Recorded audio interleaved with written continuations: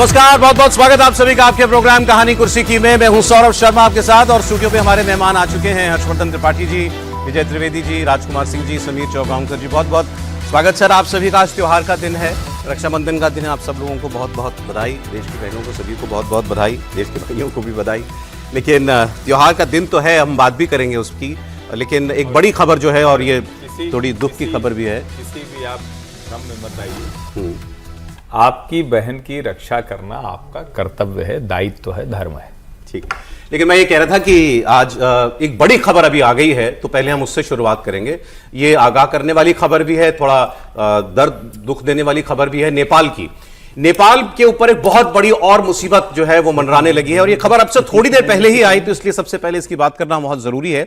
नेपाल के जिन इलाकों में तबाही मची है वो सारी तस्वीरें आपने देखी है। वहां एक बार फिर वैसे ही और शायद उससे भी बड़े फ्लैश फ्लड की, सैलाब का अलर्ट जारी कर दिया गया है। दरअसल कल चीन ने यह बताया था कि तिब्बत में जिस लहेंदे नदी में ग्लेशियर टूटने के बाद बाढ़ आई, झील बन गई, वो टूट गई झील, फिर उससे सैलाब आया, वहां पर एक और झील बन गई है। इस झील के अंदर 2 मिलियन क्यूबिक मीटर पानी जमा हुआ है और अब नेपाल पुलिस का कहना है कि तिब्बत में बने इस प्राकृतिक झील और जो डैम जैसा जो बन गया है, वहां पानी ओवरफ्लो होने लगा है, वहां से बहने लगा है और इसके बाद नेपाल में भोटेकोशी नदी का जलस्तर बढ़ भी रहा है। नदी के आसपास के इलाकों के लिए अलर्ट जारी कर दिया गया है। निचले इलाकों को पूरी तरीके से खाली करने के लिए कहा गया है। नेपाल में अभी तक आपको बता दें, इस सैलाब की वजह से 469 मौतों की पुष्टि हो चुकी है। 1500 से ज्यादा लोग घायल हैं। भारत के 290 लोगों से भी वहां पर संपर्क नहीं हो पा रहा है और आमतौर पर यह देखा गया है कि ऐसी प्राकृतिक त्रासदियों के अंदर यह आंकड़ा शुरुआत में जो रिपोर्ट होता है वो बाद में जाकर बहुत बढ़ जाता है। इसकी तुलना पहले ही केदारनाथ की त्रासदी से की जा रही थी। तो नेपाल के अंदर 48 घंटों के बीच दूसरी बार यह अलर्ट जारी हुआ है और चीन ने, जैसे पहले कहा जा रहा था कि चीन ने वक्त पर अलर्ट नहीं किया, इस बार चीन ने कल रात को ही यह बता दिया था कि एक झील बन गई है और उससे पानी निकलना भी शुरू हो गया है और वो पानी पहुंचना भी नीचे डाउन द रिवर पहुंचना शुरू हो गया है। हम आपको सीधे नेपाल के उसी इलाके पे लेके चलते हैं जहां पर यह सबसे ज्यादा इसका नुकसान हुआ इस वजह से। मनीष प्रसाद हमारे संवाददाता वहां पर, जो दुनिया भर से पहले रिपोर्टर्स पहुंचे, मीडियाकर्मी पहुंचे, उनमें से एक हैं। मनीष के पास आपको लेके चलेंगे। मनीष जब वहां से आज रिपोर्ट कर रहे थे तभी उनको भी यह बताया गया कि यहां पर एक बार फिर से पानी पहुंचने का अलर्ट जारी कर दिया गया है और उनको भी वहां के जो सुरक्षा कर्मी थे वो कह रहे थे कि आप भी सुरक्षित रहिए। तो मनीष एक बार बता दीजिए, अभी वहां पर जो है किस किस्म का अलर्ट है, क्या बताया गया है? ये झील जो बनी है एक बार फिर तिब्बत में, इसके बारे में क्या जानकारियां हैं? सौरभ, ये लगातार अनाउंसमेंट भी की जा रही है और ऑफिशियल जानकारी नेपाल पुलिस के द्वारा बताया गया है कि यहां पर एक बार फिर से पानी का बहाव और साथ में मलबा आने की संभावनाएं हैं। जो ग्योरोंग और साथ में तिरुमे एरिया है, वहां से होते हुए जो पूरा फ्लैश फ्लड है रसुआ को क्रॉस करते हुए यहां तक पहुंचेगा और करीबन आधे 1 घंटे में ये जानकारी मिली है और इसीलिए एहतियात बरतते हुए त्रिशूली बाजार का पूरा एरिया है, यहां से महज 200 मीटर की दूरी पर वो पूरी त्रासदी दिखाई देती है जहां पर सब कुछ वाइप आउट हो गया था। पिछली बार 30 मिनट के अंदर 10 मीटर तक की जो तेज बड़ी लहरें आई, जो अपने साथ मलबा लेकर आई, सब कुछ खत्म गई, वो सब यहां पर था। इसीलिए अब एक बार फिर से यहां पर जो सीनियर ऑफिशियल्स हैं वो लगातार अनाउंस करते हुए लोगों को पीछे रहने की यहां पर हिदायत दे रहे हैं। उसके अलावा उनको कह रहे हैं कि वो पीछे की तरफ रहे, कोई भी आगे ना जाए। और यहां से ठीक सामने ये त्रिशूली नदी है, तेज बहाव यहां पर भी होगा और इसका बहाव यहां पर चारों तरफ दिखाई देगा। ये जो पूरे घर थे उन सबको खाली करवा लिया गया है। एरियल रेकी लगातार की जा रही है, जानकारी ली जा रही है लोगों से। यहां पर ये पूरी वीडियो रिकॉर्डिंग भी की जा रही है। 5200 मीटर जो ग्योरोंग का एरिया है वहां पर ये जो ग्लेशियर फॉर्म हुआ था और 1200 मीटर के लगभग जब वो नीचे गिरा तो उसका इंपैक्ट बहुत ज्यादा था। लेकिन इस बार समय रहते हुए, पिछली बार महज 15 मिनट मिला था, लेकिन इस बार समय रहते हुए सबको जानकारी दे दी गई। जो लोग थे उनको भी यहां से निकाला गया, हटाया गया। एरियल रेकी के तौर पर जो हम जिस हेलीकॉप्टर का जिक्र कर रहे थे वो लगातार पैसेज जानने के लिए अब पूरी तैयारी करके पूरा मॉनिटर कर रहे हैं और देख रहे हैं। उसके अलावा यहां पर जो ऑफिशियल्स हैं वो लोगों को जानकारी भी दे रहे हैं। त्रिशूली नदी है, इसका तेज उफान है अभी तक, लेकिन ऐसा उम्मीद लग रही थी कि अगले 1 घंटे में चेंज होगा वाटर लेवल, अब लेकिन और ज्यादा दिक्कत है। क्या नाम है आपका? मेरा नाम निश्चल श्रेष्ठ है। अब ये बता दीजिए कि अभी तक की क्या जानकारी है, क्या अपडेट है और अभी तक क्या कर रहे हैं आप? वो हमको जानकारी है, ऊपर से आया है कि बाढ़ आ चुका है फिर से, इसलिए हम लोगों को सेफ जगह पर पहुंचना है, बैठना है। और यहाँ के लोगों को हमने ऊपर लेके गए हैं, सबको सेफ जगह शिफ्ट कर दिया है। अभी यहाँ पर जितना भी भीड़ है उसको हम कंट्रोल कर रहे हैं, पीछे जाने के लिए बोल रहे हैं, सिचुएशन हम कंट्रोल कर रहे हैं। हेलीकॉप्टर से एरियल रेकी की जा रही है, ड्रोन भी यूज कर रहे हैं, क्या क्या कर रहे हैं आप लोग? वो हेलीकॉप्टर यूज़ कर रहे हैं, ड्रोन भी यूज़ कर रहे हैं, वहाँ से सभी को रेस्क्यू करके सुरक्षित जगह पर लेकर जा रहे हैं। नेपाल आर्मी, नेपाल पुलिस सब काम कर रहे हैं। अब सौरभ, जो इस समय जो रेस्क्यू एंड रिलीफ था उसे रोका गया है, उसकी वजह बिल्कुल क्लियर है कि वाटर लेवल इंक्रीज हो रहा है और ये कहना इस समय बहुत मुश्किल है। अनाउंसमेंट लगातार की जा रही है क्योंकि यहाँ दूसरी चुनौती इस बात की है कि लोग यहाँ पर लगातार आ रहे हैं, इसीलिए अनाउंसमेंट भी की जा रही है और बताया जा रहा है। अनाउंसमेंट कर रहे हैं अभी भी, ये अभी भी बोल रहा है उधर से आ रहा है, इसीलिए हमने रोक के रखा है। और ये बाड़ी का जो लेवल है वो बहुत बड़ा है, बोल रहा है उधर से। पिछली बार 30 मिनट के अंदर 10 मीटर तक का मलबा आया था, इस बार आपको क्या जानकारी, ऑफिशियल जानकारी मिल रही है?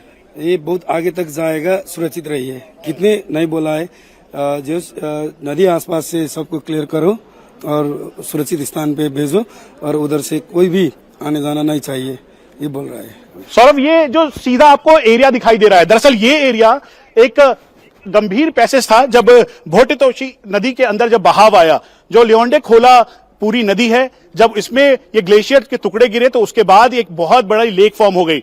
लेकिन ये कोई छोटे मोटे टुकड़े नहीं, करीबन 1.2 किलोमीटर तक की इनकी डेप्थ और पूरा ग्लेशियर का ये पीस था।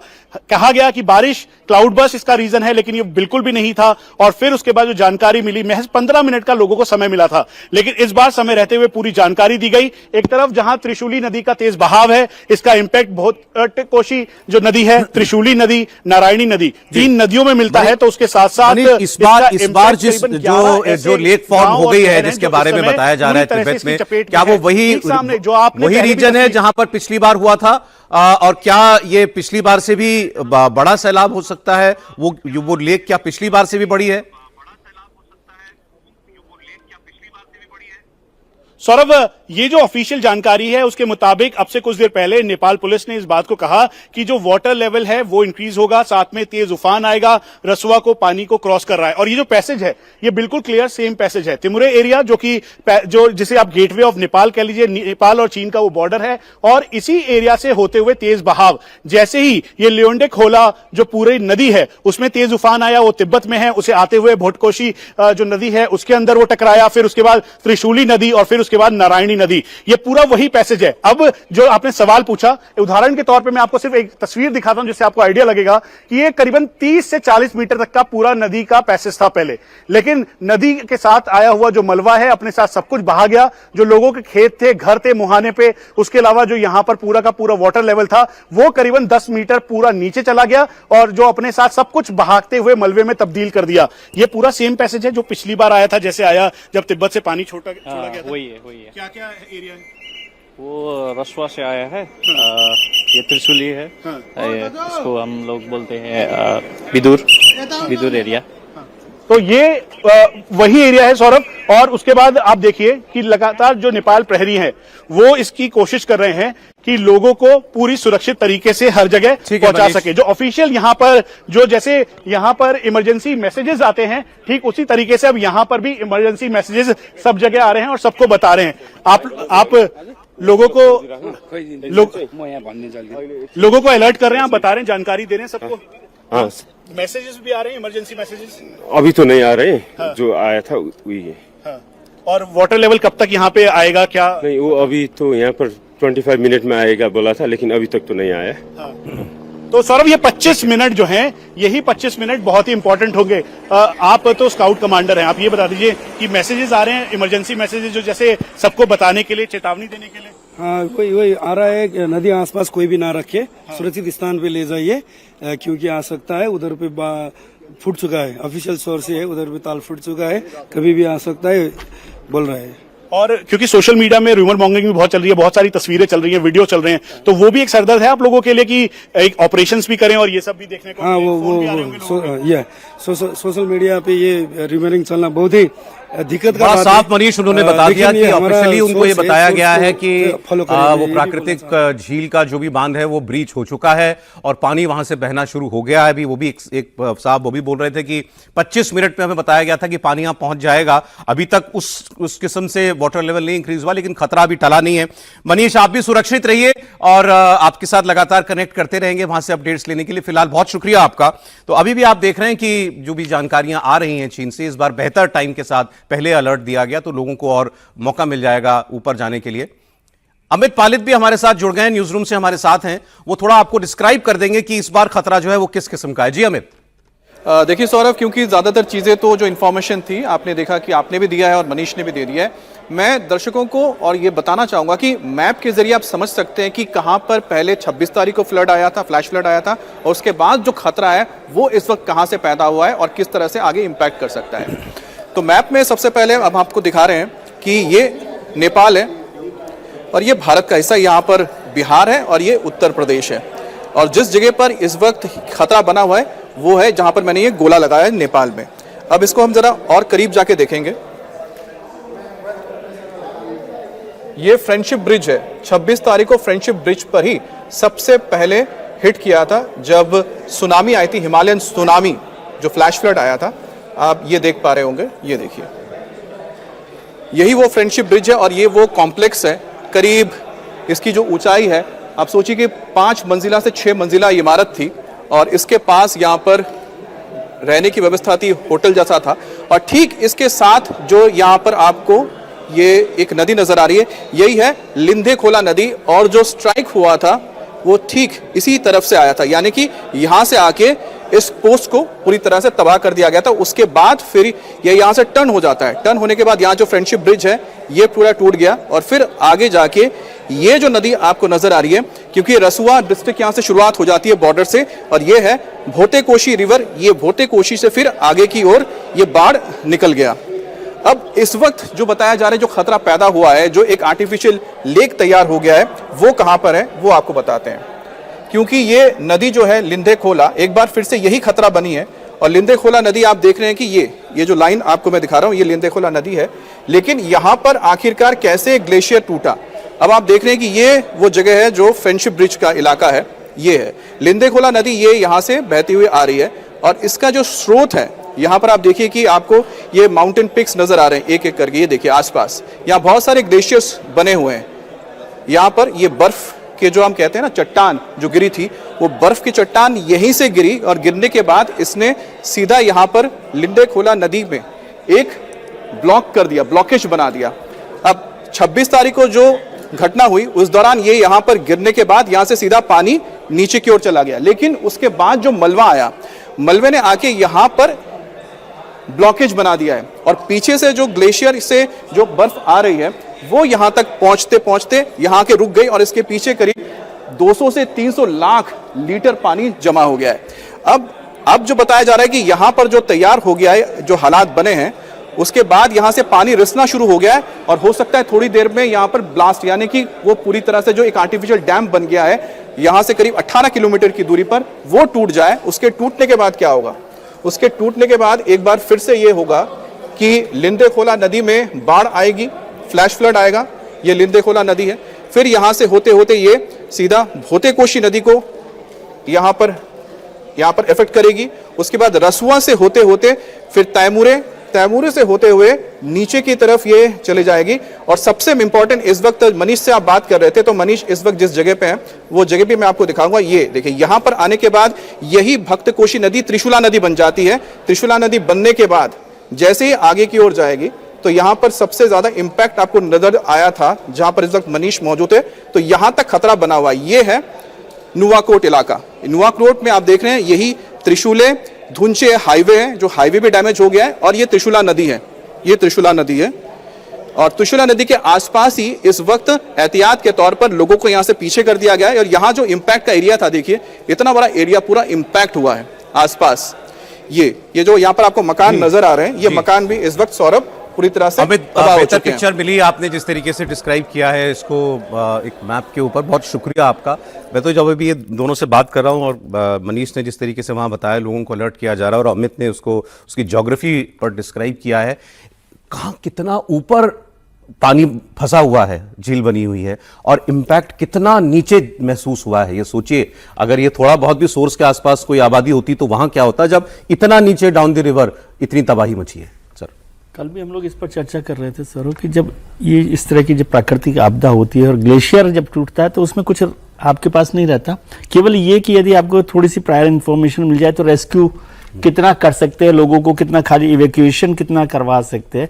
इवैक्यूएशन बहुत इंपॉर्टेंट है इस बार थोड़ा समय मिल गया तो है। इस बार समय मिल गया। ये भी वैसे बहुत खतरनाक है, मैं जिस तरह से अमित ने भी बताया, तो किसी भी दिन ब्लॉक जो है ना टूट सकता है, प्रेशर पूरा आए और मान लीजिए ऊपर से कुछ और हिस्सा। सर अभी तो फिर भी सुरक्षित हालात बेहतर, मतलब सुरक्षित तो नहीं, लेकिन फिर भी मतलब पिछली बार जैसा ब्लड इसलिए नहीं आया क्योंकि वो ब्रीच नहीं हुआ है, वो ओवरफ्लो हो रहा है।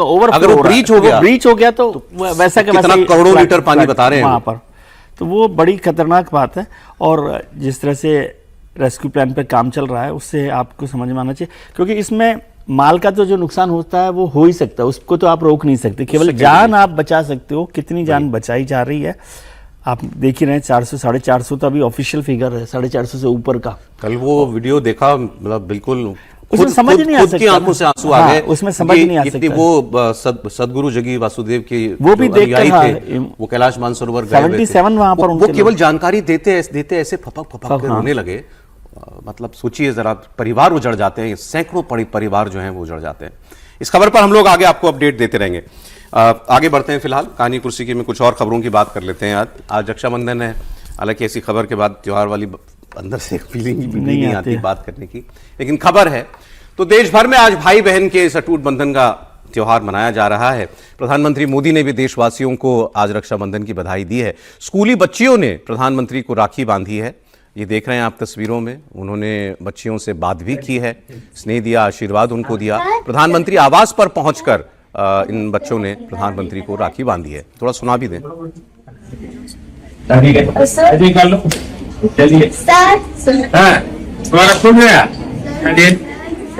सा करते हैं? अच्छा ये करना है, ऐसे करना है। बच्चे आपका बचपन का सपना आप लोगों की मिलने का हुआ। सर चलिए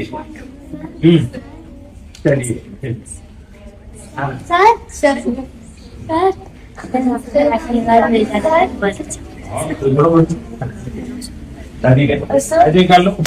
चलिए हमारा खुल गया।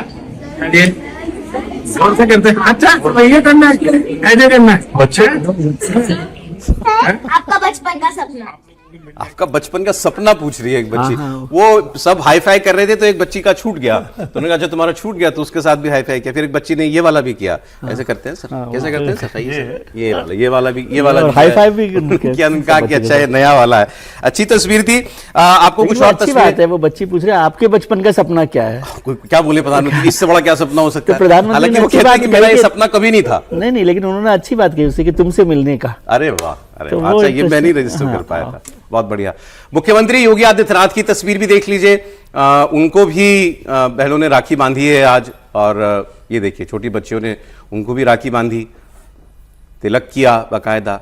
वो तो नवरात्रों में कन्या पूजन भी करते हैं हमेशा, उसमें बाकायदा पैर वैर धोते हैं। जैसे प्रधानमंत्री नरेंद्र मोदी का बेटियों के साथ, बच्चियों के साथ आया राखी का त्योहार मनाते हुए, योगी आदित्यनाथ का आया है, राहुल गांधी का आया क्या सर? ऐसा मतलब लीडर ऑफ अपोजिशन है, बड़े नेता है सर, आना चाहिए ना सर। थोड़ा सर सबर, सबर थोड़ा सा। आपको बताने ही वाला था ये, लेकिन आप बताइए कि क्या तस्वीर आई होगी कि नहीं आई होगी? मुझे तो संभावना कम नजर आती है सर। जैसे राहुल गांधी की राजनीति को जानता हूं, अब प्रधानमंत्री की राजनीति को देख के अगर वो सीखने की कोशिश कर रहे होंगे कि चलो इस बार मैं भी कोई ऐसा अलग करने की कोशिश करूं, तो ऐसा उन्होंने ऐसी कोशिश कोई की होगी, उन्होंने किसी ने सलाह दी होगी कि सर से प्रियंका गांधी से राखी मत बनवाइए, आप आम जनता के बीच भी जाइए, दूसरी बेटियों से भी राखी बनवाइए, आपको भविष्य का नेता बनना है तो ये आपको जरूरी है। ऐसे निजी है कोई इसमें, ऐसा नहीं कि, लेकिन अगर राखी बंधवाते आए राहुल जी का प्रियंका जी का तो अच्छा रहेगा। राहुल जी की पोस्ट आइए, दिखा दीजिए राहुल जी की पोस्ट। गांधी के मेहमानों की मांग पर राहुल जी की पोस्ट दिखा दीजिए। रक्षाबंधन की समस्त देशवासियों को हार्दिक शुभकामनाएं। स्नेह के धागों से बंधा भाई बहन का यह अटूट रिश्ता प्रेम और विश्वास के साथ और भी मजबूत है। समीर जी ठीक थे भाई, तो फोटो आ गई प्रियंका जी की और राहुल जी की। कहाँ राखी बांधते देखिए तस्वीर दिखा दीजिए, दिखा दीजिए। भैया तो मेरा चश्मा मैं देखता हूँ ठीक है या नहीं। फुल स्क्रीन चश्मा दिखा तो ठीक दीजिए। है, चश्मे बहन लगे हुए पीछे हैं, भाई सब आगे चश्मे है। हैं। नहीं चश्मा तो ठीक है मेरा। कहाँ राखी बांधते फोटो है? बहन पीछे राखी के फोटो बाद की फोटो है, राखी फ्रेम में राखी है ना। फ्रेम में अच्छा राखी। ऊपर से जो राखी एआई से चिपका दी गई है सर राखी बांधी आप हुई क्या है। चाह रहे थे? मैं मतलब ठीक है चश्मा तो अभी हमने बनवाया नया है, हर्षवर्धन जी, आप पूछूंगा वो उससे। देखिए बहन पीछे और भाई आगे है।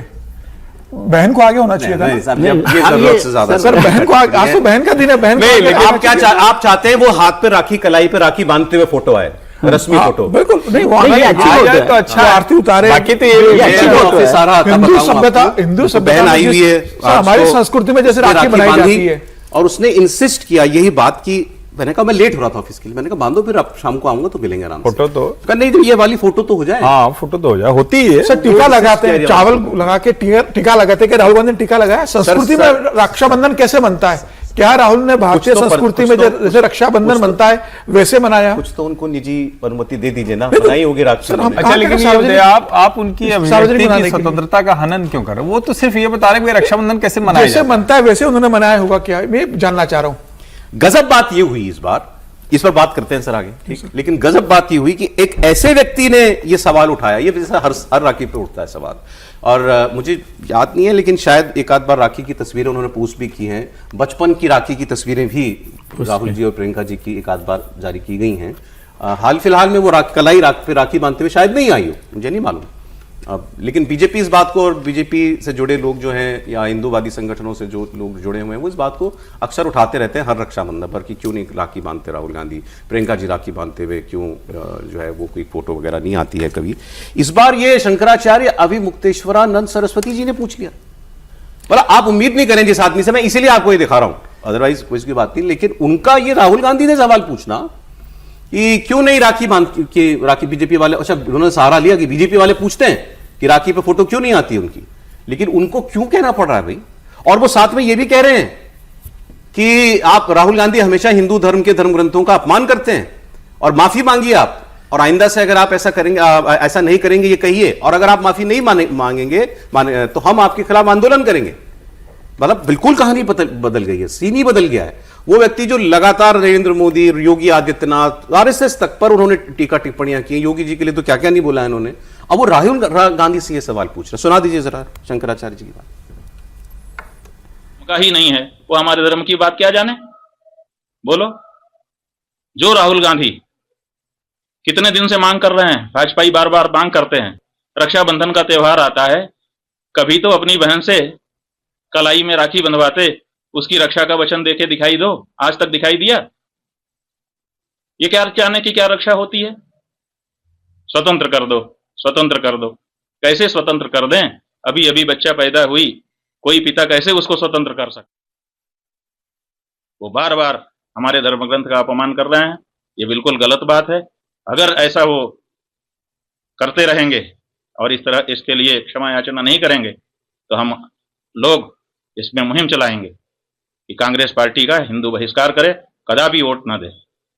ये नहीं स्वीकार किया जाएगा, चाहे भाजपा हो, चाहे कांग्रेस हो, चाहे कोई हो, इस देश का कोई भी, पूरे विश्व का कोई भी हो, हमारे धर्म ग्रंथ का अपमान वो नहीं कर सकता। हमारा धर्म ग्रंथ हमारा आदरणीय है, श्रद्धा का केंद्र है, और उसमें लिखी बातें हम समझते हैं। जो हमारे धर्म का ही नहीं है वो हमारे धर्म की बात क्या जाने। सुना आपने क्या कहा उन्होंने? जो हमारे धर्म के ही नहीं है वो हमारे धर्म को क्या जाने, और वो हमारे धर्म पर क्यों टिप्पणी कर रहा है। राहुल गांधी के लिए कह रहे हैं कि वो हिंदू नहीं है, वो कह रहे हैं कि फिर हम कहेंगे सब हिंदू कांग्रेस का बहिष्कार करें अगर माफी नहीं मांगते। मनुस्मृति वाला जो उन्होंने बयान दिया था उसकी बात वो कर रहे हैं। वो कह रहे हैं कि हम कभी, या मैं अपील करूंगा, कभी कोई इनको हिंदू जो है वो वोट ना दे। क्या हो गया सर उनको? आज तो उनके तेवर और टोन दोनों बदली हुई है, लेकिन एक बात सिद्धांततः आप सहमत हो सकते हैं। उन्होंने कहा कि किसी भी धर्म ग्रंथ का, किसी के भी धर्म ग्रंथ का अपमान करने का किसी को अधिकार नहीं है। आप सहमत हो सकते हैं, असहमत हो सकते हैं, माने न माने, लेकिन किसी धर्म ग्रंथ का अपमान नहीं करना चाहिए। अब जहाँ तक राहुल गांधी ने राखी बंधवाते हैं नहीं बंधवाते हैं वो तो प्रियंका गांधी को पता होगा, राहुल गांधी को पता होगा। वो उसका फोटो पोस्ट नहीं करते, उनकी अपनी प्रायोरिटी है, निजी जीवन के कितने फोटो पोस्ट करने हैं नहीं करने हैं। लेकिन कुल मिला के मुझे लगता है ऐसे मुद्दों पर राजनीति करने से बचना चाहिए। हर मुद्दे पर राजनीति हो जरूरी नहीं है, कुछ व्यक्तिगत जीवन भी आदमी का होता है। लालू जब चिकन बनाना सिखाते उसको तो फोटो डाल देते वो बना के। वही कह रहा हूँ, उन चीजों से भी बचना चाहिए, उन चीजों से भी बचना चाहिए। लेकिन हाँ, राहुल गांधी को थोड़ा सा ज्यादा संवेदनशील तरीके से व्यवहार करना चाहिए धार्मिक मान्यताओं, परंपराओं। सर शंकराचार्य जी की बात पर, राखी के विवाद पर, तो इसमें राखी पर क्या विवाद है मुझे नहीं पता। शंकराचार्य जी की इस बात से सहमत हूँ कि धर्म ग्रंथ जो भी हैं उनको अपमान के तरीके से बात नहीं करनी चाहिए, मैं इस बात से सहमत हूँ। कोई भी धर्म हो, लेकिन अब ये बात अब वो तो पता पड़ जाएगा। पलटना का शब्द इस्तेमाल कर लूं या बुरा लग जाएगा किसी को? उनको बुरा लग जाएगा, किसी का तो मुझे नहीं पता।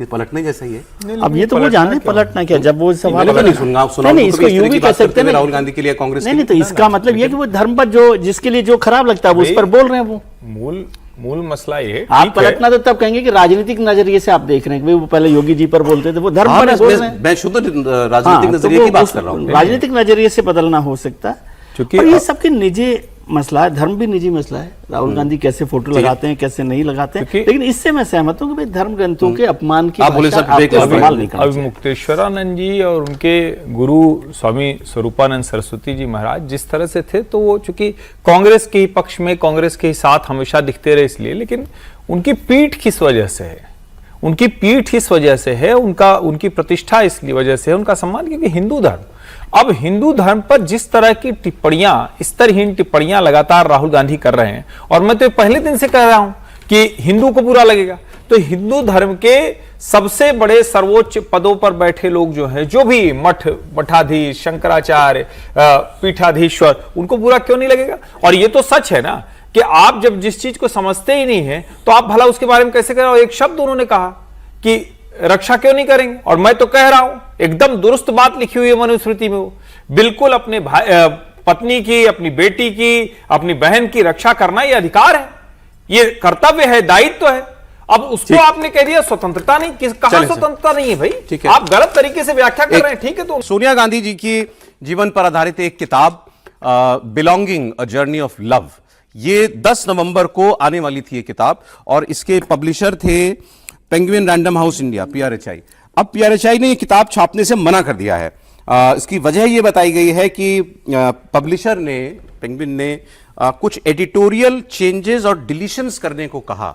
वो जो ओरिजिनल मैन्युस्क्रिप्ट थी इसकी सोनिया गांधी से, उनसे कहा कि कुछ, जो खबर बता रही है, एडिटोरियल चेंजेस एंड डिलीशंस, कुछ हटाने के लिए कहा गया और ये एक संपादकीय विवेक से कुछ चीजें बदलने के लिए कहा गया। दोनों बातें मना कर दी हैं। मतलब उसमें कुछ ऐसा है उस किताब में, ओरिजिनल मैन्युस्क्रिप्ट में, जो पब्लिशर को लगा कि ये इसी रूप में नहीं जाना चाहिए, तो उसको बदलने को कहा गया।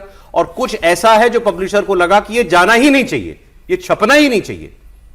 दोनों बातें, दोनों से सोनिया गांधी ने इनकार कर दिया, इसलिए उस पब्लिशर ने उनकी किताब छापने से मना कर दिया है। हालांकि उनको दूसरा पब्लिशर मिल गया है, दूसरा पब्लिशर छाप देगा, 1 लाख कॉपियां जो हैं उसकी शुरुआत में वो आ जाएंगी। फॉरेन पब्लिशर है जी, फॉरेन पब्लिशर है वो। लेकिन ये बात थोड़ी सी है चर्चा के लायक कि ऐसा उसमें क्या हुआ है। जो पहले जो इस बुक की रिलीज के वक्त पर सोनिया गांधी जी को कोट करके जो बात आई थी इस किताब के बारे में, वो मैं आपके लिए पढ़ देता हूं कि इस किताब में क्या है। थोड़ा सा उन्होंने हिंट दिया था सोनिया जी ने अपनी बुक के बारे में। Much has been written about my family, but few narratives were able to reach into the truth of their motivations, their actions, and even their human failings. My story also offers readers a unique perspective of the social and political changes I have witnessed for 6 decades. सबसे पहली बड़ी बात वो कह रही हैं कि मेरे परिवार के बारे में बहुत सारे नैरेटिव बनाए गए, लेकिन वो सच तक उनके पीछे क्या प्रेरणाएं थीं, वो एक्शंस क्यों लिए गए, उनकी बात नहीं करती हैं। यहां तक कि ह्यूमन फीलिंग्स की भी बात नहीं होती। ह्यूमन फीलिंग्स मतलब एक इंसान के तौर पर हमारी जो कमजोरियां हैं, जो हमारे एक्शंस में दिखती हैं, उनका भी जिक्र इस किताब में था। अब सोनिया जी की तो जर्नी बहुत पुरानी, बहुत लंबी है। सोनिया जी राजीव जी की धर्मपत्नी बन के भारत आई इटली से, प्रधानमंत्री के घर में रहीं। इंदिरा जी प्रधानमंत्री थीं, इंदिरा जी की हत्या उस वक्त सोनिया जी घर में थीं, वो सारा काल सोनिया जी ने राजीव गांधी नहीं थे, ये सोनिया ही वहां पर थी, घर में सोनिया जी थी, अस्पताल ले जाने वालों में सोनिया जी थी। उसके बाद फिर राजीव जी के साथ जो हुआ, फिर संजय गांधी के साथ जो हुआ, मेनका गांधी, राजीव गांधी के भी असैसिनेशन हुआ तो राहुल गांधी वहां नहीं थे घर पर। मतलब ये किताब हर मायने में बहुत ही दिलचस्प होगी।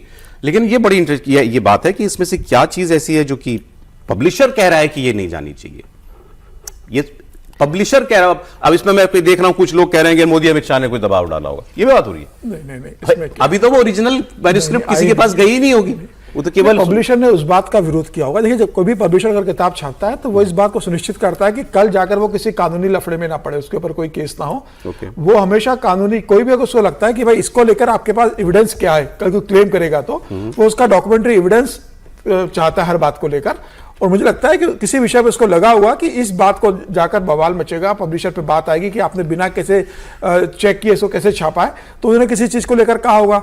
हो सकता है सोनिया गांधी के से कहा गया हो कि नहीं इसको आपको एज इट इज छापना है।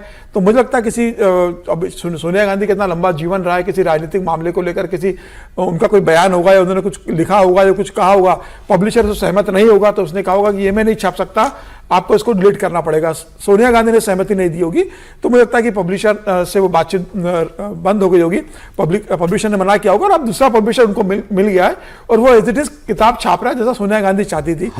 मुझे लगता है कि किताब को लेकर तो मतलब मैं इसे लेखक और जैसे पत्रकार इस किताब को लेकर मैं बहुत उत्सुक हूँ। तो मैं जिस दिन किताब आएगी शायद मैं इसको तुरंत खरीद के पढ़ूंगा। मैं भी पढ़ना चाहता हूँ कि सोनिया गांधी ने अपने पूरे जीवन में, राजनीतिक जीवन, पारिवारिक जीवन को लेकर क्या लिखा और निश्चित रूप से चर्चा होगी। एक मैसेज पढ़ देता हूं मैं आपके लिए, नाम भी ले देता हूं क्योंकि आदेश रावल वो जर्नलिस्ट हैं, कांग्रेस की खबरें उनके पास रहती हैं और अक्सर ठीक ही होती है उनकी खबरें। हाँ, वो लिख रहे हैं कि जिस किताब को छापने में पेंगुइन वर्ल्ड को कोई समस्या नहीं है, उसको लेकर पेंगुइन इंडिया झूठ बोल रहा है। दरअसल कहानी कुछ और है। कांग्रेस संसदीय दल की नेता सोनिया गांधी ने प्रधानमंत्री मोदी को लेकर कई महत्वपूर्ण तथ्य इस किताब में लिखे हैं। दूसरा, चीन ने कैसे देश की जमीन पर कब्जा किया और संघ ने कैसे देश के संस्थानों को नियंत्रित किया है। असली समस्या बिलोंगिंग में लिखी इन बातों से है। ठीक है, उनका ही नजर, उनके पास कोई जानकारी ऐसी आई होगी, कोई जरूरी नहीं है कि वो सच्ची है, वो तथ्य उनका ठीक ही हो, मगर ठीक है, कुछ कोई तो वजह है कि पब्लिशर ने मना किया। त्रिपाठी जी, देखिए, सबसे पहले तो ये कि ये तो कोई मतलब खबर ही नहीं है कि सोनिया जी पुस्तक लिखेंगी और मोदी पर और आरएसएस पर हमलावर नहीं होंगी। अपने पुत्र को उन्होंने ऐसे ही पाला पोसा है कि वो हर कोई दूसरी बात बोलते हैं राहुल गांधी तो उसमें संघ, भाजपा, मोदी वो लोग आते हैं, तो ये बड़ा स्वाभाविक सा है। दूसरा, राजनीतिक तौर पर अगर देखें तो जिन सोनिया गांधी ने बहुत शानदार तरीके से अपने विदेशी मूल के मुद्दे पर जो लोग लड़ गए थे उनसे, पीएस संगमा, शरद पवार, तारिक अनवर, इन सब लोगों को, और उसके बावजूद वो कमबैक कर जाती हैं और प्रधानमंत्री के ऊपर भी अपनी सत्ता हासिल कर लेती हैं, तो अचानक कोई एक व्यक्ति आ जाए, कोई पार्टी आ जाए, कोई संगठन उसके पीछे खड़ा हो तो वो उनको चिढ़ लगेगी, वो उसके खिलाफ लिखेंगी। इस सब से किसी की पुस्तक में कभी कोई दिक्कत नहीं होती है। लेकिन अगर भारत की संप्रभुता को लेकर जो आरोप सोनिया गांधी के कहे परिवार कह लें, जो अलग अलग हैं, उसमें कोई ऐसी चीज है जिसको समीर जी ने अभी एक शब्द में कहा कि कानूनी लफड़े में न फंस जाए, अगर ऐसा कुछ है जो उन्होंने बहुत ही मतलब जिसका कोई आधार नहीं है, सिर्फ अपने से कहानी बना दी है, जैसे आजकल वो कहानीकार बड़े चले आए हैं, एक किसी ने लिख दिया झूठी कहानी कि वो अंबेडकर जी ने पानी दिया और मदन मोहन मालवीय जी ने नहीं पिया। अब झूठ है ये, मतलब इतना बड़ा झूठ है ये कि हर कोई तथ्य उठाकर दे रहा है, ऐसा हो ही नहीं सकता। और मदन मोहन मालवीय जो मतलब जिन्होंने बनारस हिंदू यूनिवर्सिटी बनवाई और जिसके लिए वो लोगों से दान ले लेकर सब कुछ किया, लेकिन आजकल ये चल रहा है कि किसी की भी छवि खराब करने के लिए किसी के लिए भी कुछ भी बोल दो, और वो होता है। समाजवादी पार्टी के एक प्रवक्ता है जिन्होंने ये किया है और सपा कहेगी कि नहीं, पी मतलब पंडित भी है।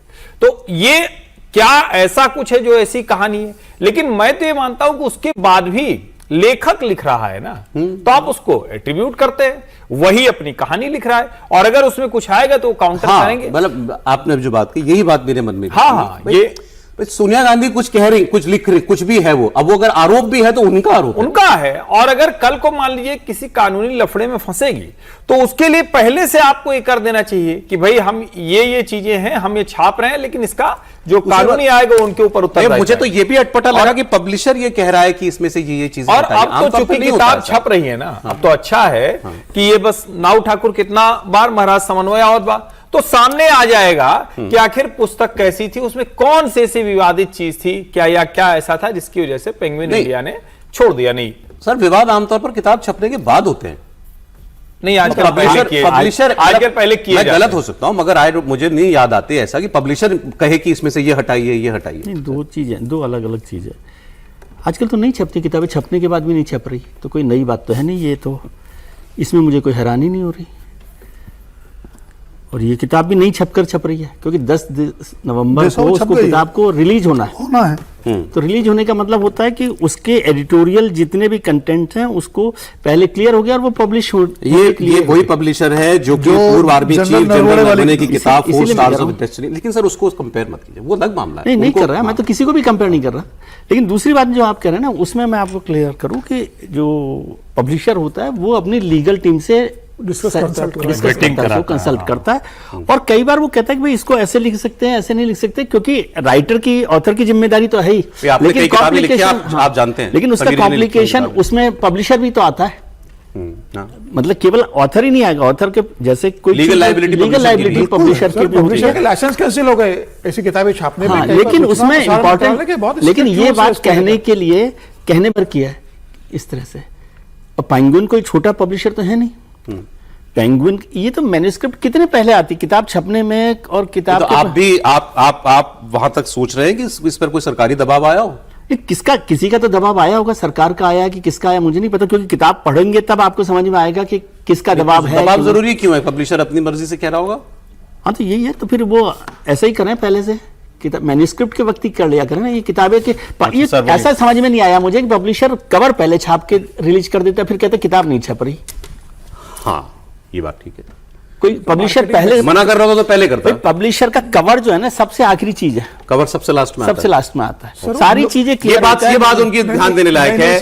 कवर छप गया मतलब किताब पर पहले बहुत ओके हो गया है, सब ओके हो गया, सारे पन्ने ओके हो गए। नहीं सर, ऐसा नहीं होता। ये उन लोगों के लिए होता है जो नॉर्मल जैसे हम लोगों के लेखक उनके लिए ठीक है। जो बड़ा नाम क्या है उसके लिए तो पहले ही होता है कि भाई सोनिया गांधी की किताब आ रही है, नरेंद्र मोदी अगर लिखेंगे, पर्सनालिटी लिखेगा, उसका कवर पहले जारी कर दिया जाता है कि लिख रहे हैं। मार्केटिंग में होते हैं, लोग इंतजार करते हैं, वो तुरंत होता है इनके लिए। बताइए सर देखो दबाव। लेकिन अब राइटर्स ऑथर्स को ये करना चाहिए कि भाई पहले पब्लिशर से पूछे, नहीं इसको कवर के साथ छापनी है या वैसे ही छापना। सोनू जी, इस किताब में सोनिया गांधी ने क्या लिखा है, कितना आपत्तिजनक है, किस पर निशाना है, वो तो किताब जब सामने आएगी तब पता चलेगा। लेकिन फिलहाल 2-3 चीजों पे हम बात कर सकते हैं। एक तो दूध का जला छाछ को फूंक फूंक पीता है, पेंगुइन पीना शुरू कर देना। अभी जनरल नरवणे वाली किताब की जो कंट्रोवर्सी हुई उसके चलते कटघरे में थे, उससे उनको बैकआउट करना पड़ा, किताब आज तक नहीं है। हालांकि उसके पीछे यह है कि उसको डिफेंस मिनिस्टर का क्लियरेंस नहीं मिला।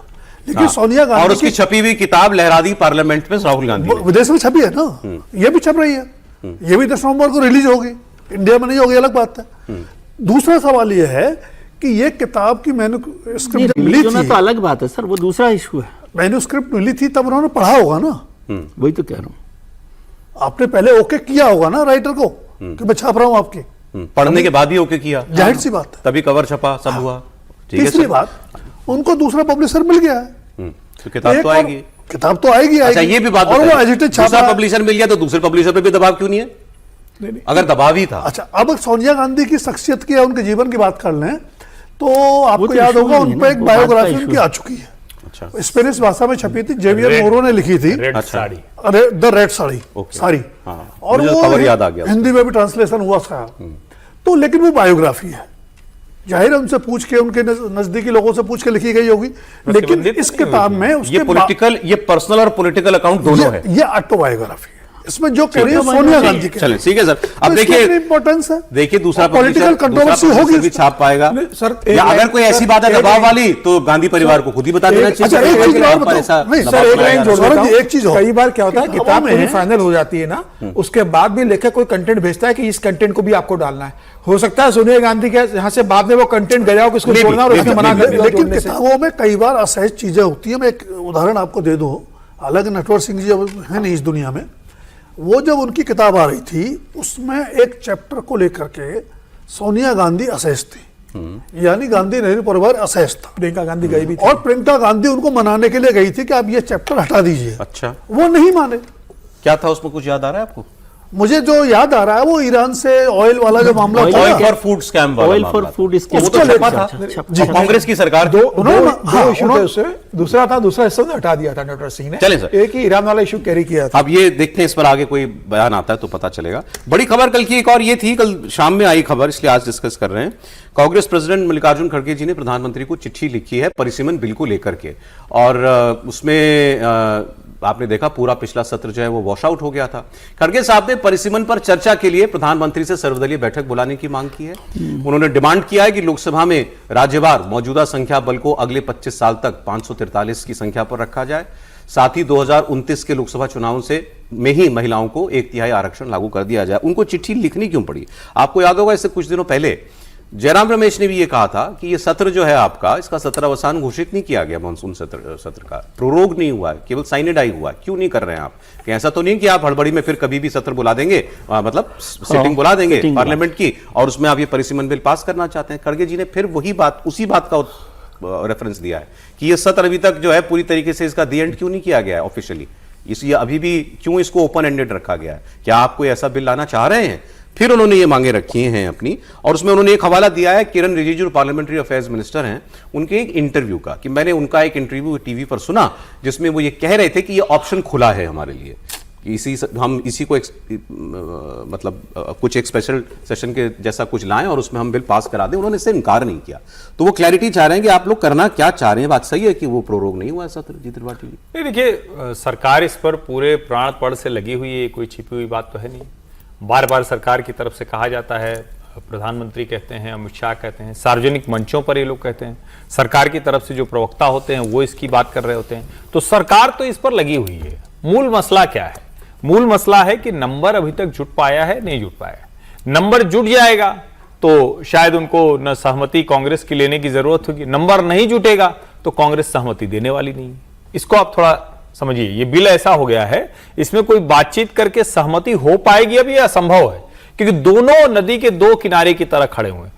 मूल मसला क्या है? क्या ये कोई सवाल ही नहीं है? नहीं, मैं इसीलिए कह रहा हूं, चूंकि इनकी सहमति का सवाल नहीं है, और अगर नंबर उनके पास हो जाएंगे तो फिर इनकी सहमति वो क्यों लेने जाएंगे, और अगर नंबर नहीं होंगे तो सहमति तो वैसे भी नहीं दे रहे। बार बार कांग्रेस ये कह रही है, इससे ये लग रहा है क्या वाकई इनको भी तो जानकारियां मिलती हैं? डर लग रहा है ना भाई, जिस तरह से, और स्पेशली दो पार्टियां डीएमके और विजय, भले विजय कह रहे हैं कि नहीं हम उसके साथ नहीं जाएंगे, लेकिन उनको डर इसी बात का लग रहा है कहीं ये सारे लोग और शरद पवार ये सब के सब मिलकर चले गए, और अगर ये एक बार पारित हो गया तो जो इतने समय से कांग्रेस या राहुल गांधी या जो भी अपना मोमेंटम देखते हैं वो मोमेंटम पूरी तरह से खत्म हो जाएगा, उनको ये लगता है।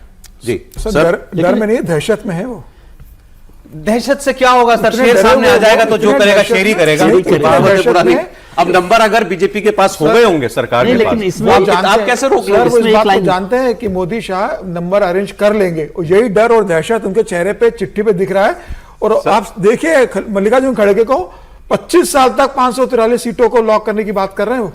25 साल तक, मतलब देश को वो कहां, मतलब वो रखना चाहते हैं। आप बता रहे कि आपकी बीजेपी पार्टी ने भी यही मांग की है, सबने यही मांग की है। नहीं सर, बात यह है कि मानसून सत्र में भी ये खबर आ गई थी, और मैं यकीन करता हूं हमारे जो खबर देते हैं, हमें जो खबरें आती हैं वो सही होती है, कि भी नंबर सरकार ने कहा था हमारे पास हो गए हैं। बाकायदा 366 या 367 का आंकड़ा आ गया था कि इतने हैं हमारे पास, 2/3 रिक्वायर्ड से ज्यादा ही है। सर नंबर हो गया होता तो किसी ने मना किया? नहीं सर, ये बार बार ये बताया गया कि नंबर हैं, लेकिन इतना हंगामा था उस सत्र में कि इतना बड़ा काम इस माहौल में हम नहीं करेंगे। ये मैसेज नहीं देंगे कि हमने हंगामे में देश का इतना बड़ा पॉलिटिकल सिनारियो बदलने वाला कानून हम लोग लेकर के आ गए। एनीवे, अब अगर है नंबर तो ला सकते हैं। हाँ सर, इसमें जो एक लाइन इंपॉर्टेंट है कि यदि मल्लिकार्जुन खड़गे कह रहे हैं कि सर्वदलीय बैठक बुलाई जाए, इसमें कोई आपत्तिजनक बात है?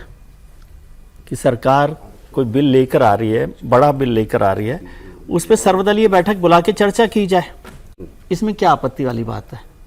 सेशन बुलाएं, वो तो नंबर जब होगा तभी करेंगे, और नंबर उनके पास होगा तो कोई रोक नहीं पाएगा, ये भी ठीक है। लेकिन सर्वदलीय बैठक बुलाकर चर्चा करने में क्या दिक्कत है, आपत्ति? अगर वो ला रहे हैं बिल तो करना ही चाहिए। और ये मैं पूछना चाहता हूं कि ये जो बिल है, कोई भी बिल है, केवल सरकार के लिए क्या, देश के लिए है ना?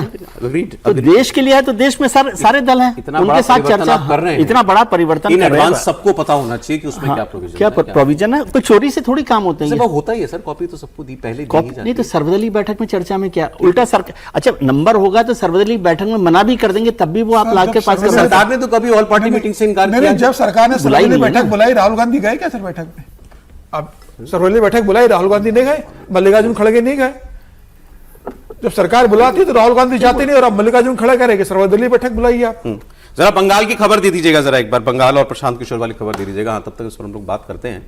बट मतलब अब कभी 1-1.5-2 महीने हो गए इस बात पर की इसको तो चर्चा मान करते के रहे कि चलिए ये सर, पार्टी साथ में आ एक गई, बात ये पार्टी समझिए, साथ में आ नंबर गई। अगर होता सरकार के पास तो वो उसको बिल्कुल ले आती।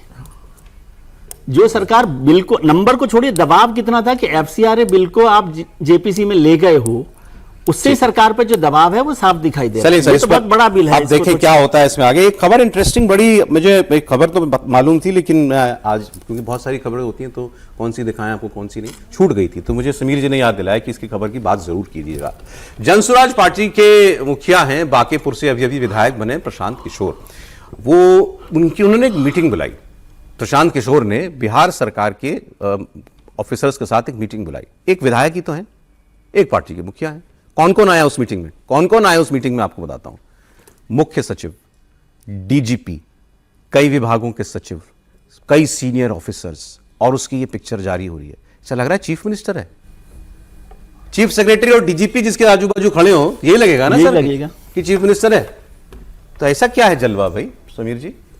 नहीं, मतलब इसमें कोई दो राय नहीं कि प्रशांत किशोर की जो छवि है उसको ब्यूरोक्रेसी बहुत गंभीरता से ले रहे और जो जनता के मुद्दे उन्हें उठाए, उनका जो मुझे लगता है अतीत रहा है, ब्यूरोक्रेसी को लगा होगा। और जब उन्होंने कहा, और बैठक का मजेदार हिस्सा ये है कि चीफ सेक्रेटरी और डीजीपी से पूछ रहा है कि लॉ एंड ऑर्डर को लेकर, पटना में ट्रैफिक व्यवस्था को लेकर, को लेकर आपका ब्लूप्रिंट क्या है? आप 7 दिन में बताइए कैसे ट्रैफिक व्यवस्था को सुधारेंगे। आप लोग परेशान होते जाने में, क्राइम कंट्रोल कैसे कर रहे हैं, उसके लिए क्या आपका ब्लूप्रिंट आपने तैयार किया है? तो डीजीपी ने कहा कि 7 दिन के अंदर में आपको फ्रेमवर्क बताने वाला हूं। चीफ सेक्रेटरी से पूछा कि भाई बांकीपुर की समस्या की बात की, बिहार की समस्या की बात की उन्होंने, और चीफ सेक्रेटरी से पूछा कि गवर्नमेंट की जो योजना है वो जनता तक क्यों नहीं पहुंच रही है, क्यों इतना इसके अंदर करप्शन हो रहा है, अधिकारी क्यों समय से आपके काम नहीं कर रहे हैं, आपके जो बाबू लोग हैं वो समय से ऑफिस में क्यों नहीं आते, क्यों वो सरकारी फाइलें लंबे समय तक लटका के रखते हैं। चीफ सेक्रेटरी ने पूरी बात प्रशांत किशोर के ध्यान से सुनी और एक मुख्यमंत्री जैसे कहता है वैसे प्रशांत किशोर ने डीजीपी और चीफ सेक्रेटरी से बात की। तमाम विभागों के, पटना के म्युनिसिपल कमिश्नर वहां बैठे हुए थे और म्युनिसिपल कमिश्नर भी वही थे, म्युनिसिपल कमिश्नर पटना के वहां पे थे। चीफ सेक्रेटरी बैठे हुए हैं, म्युनिसिपल कमिश्नर विभाग के बीच कोऑर्डिनेशन व्यवस्था सुनिश्चित करेंगे और अगले वीक आपको इसका अपडेट देंगे। हाईली अनयूजुअल, ये हाईली अनयूजुअल। कभी नहीं ऐसा हुआ सर, कभी नहीं हुआ। एक विधायक के बुलाने पे आते हैं कि चीफ सेक्रेटरी, सर मंत्री के बुलाने पे नहीं आते सर, मंत्री के बताइए। पार्टी के मंत्री और विधायक तो शिकायत करते रहते हैं कि सरकार सुनती नहीं, कतई नहीं आते हैं, लेकिन ये सचमुच प्रशांत किशोर के ऑरा को दिखा रहा है। बिल्कुल।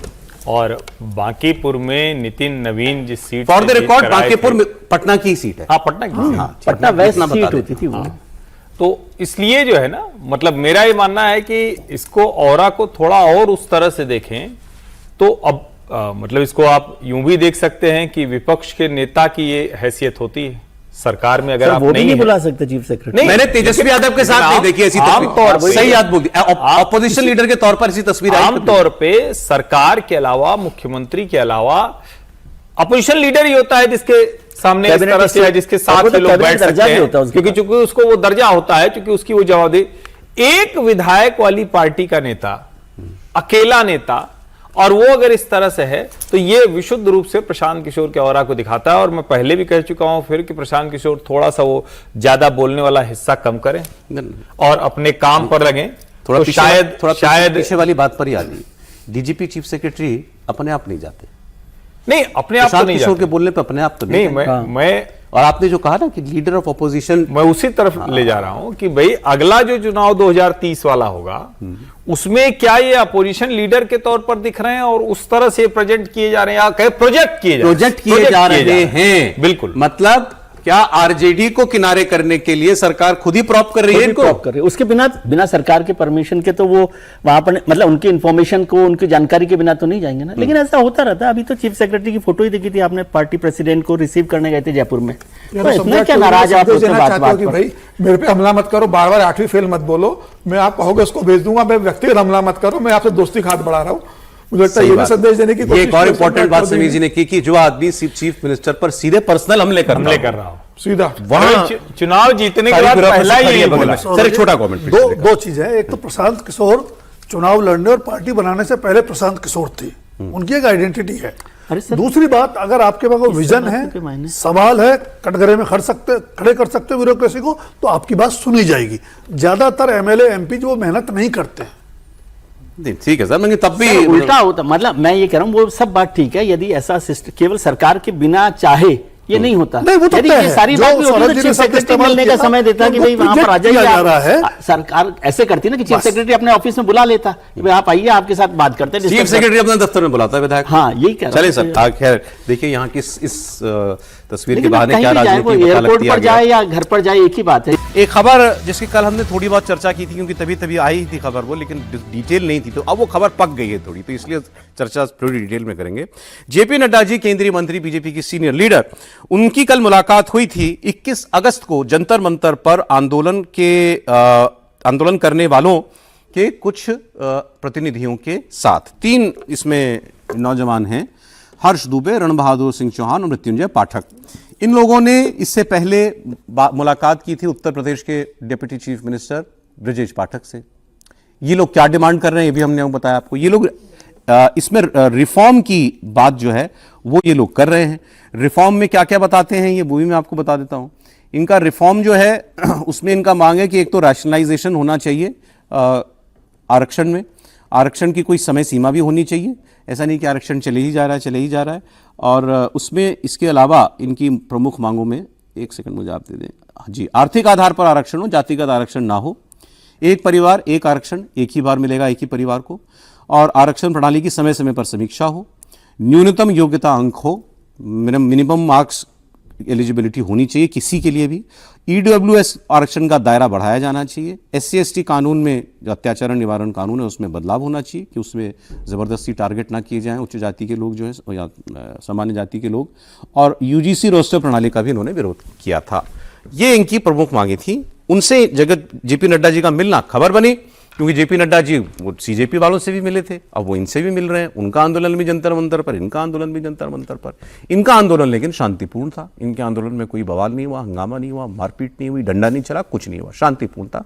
ये उठ गए, जब इनको वहां से हटने के लिए कहा गया तो ये वहां से उठ करके चले गए। सरकार को लगा कि सामान्य वर्ग की बात भी सुनी जानी चाहिए, क्योंकि ये सामान्य वर्ग को रिप्रेजेंट कर रहे हैं। इसको ऐसे देखिए, तो पहले उनकी मुलाकात लखनऊ में कराई गई, उन्होंने कहा कि हम आपकी बात अपने पार्टी के सीनियर नेताओं तक पहुंचा देंगे, तो फिर इनको दिल्ली में जेपी नड्डा जी से मिलने का मौका मिला।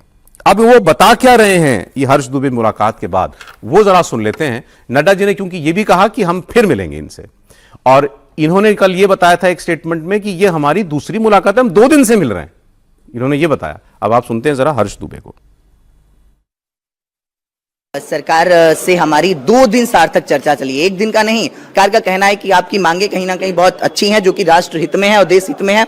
जात पात को खत्म कर देश को विकसित भारत बनाने की ओर के लिए हैं बातें। तो इन विषयों पर बहुत लंबी चर्चा चली और सरकार ने आश्वासन दिया है कि जल्द ही हम पुनः बैठेंगे और इस विषय पर सार्थक चर्चा, लंबी चर्चा करेंगे। रिजर्वेशन में रिफॉर्म को लेकर बात थी कि रिजर्वेशन जो आर्थिक रूप से पिछड़े, जो कि गरीब हैं, जिनको जरूरत है, उन तक रिजर्वेशन पहुंच सके, तो वहां तक पहुंचाने के लिए हमारी सारी मांगे वहां रखी गई। सारी विस्तृत चर्चाएं हुई, जो कि आपको 7 तारीख को पुनः देखने को मिलेंगी।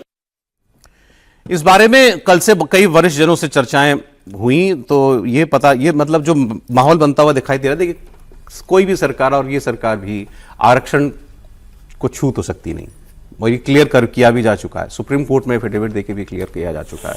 क्रीमी लेयर का मामला आया था SC/ST आरक्षण में, सरकार ने साफ मना कर दिया, क्रीमी लेयर हम नहीं करेंगे। लेकिन कल भी मैंने आपको एक बयान सुनाया था, वो बयान था ओम प्रकाश राजभर का, उत्तर प्रदेश की बीजेपी के सहयोगी हैं।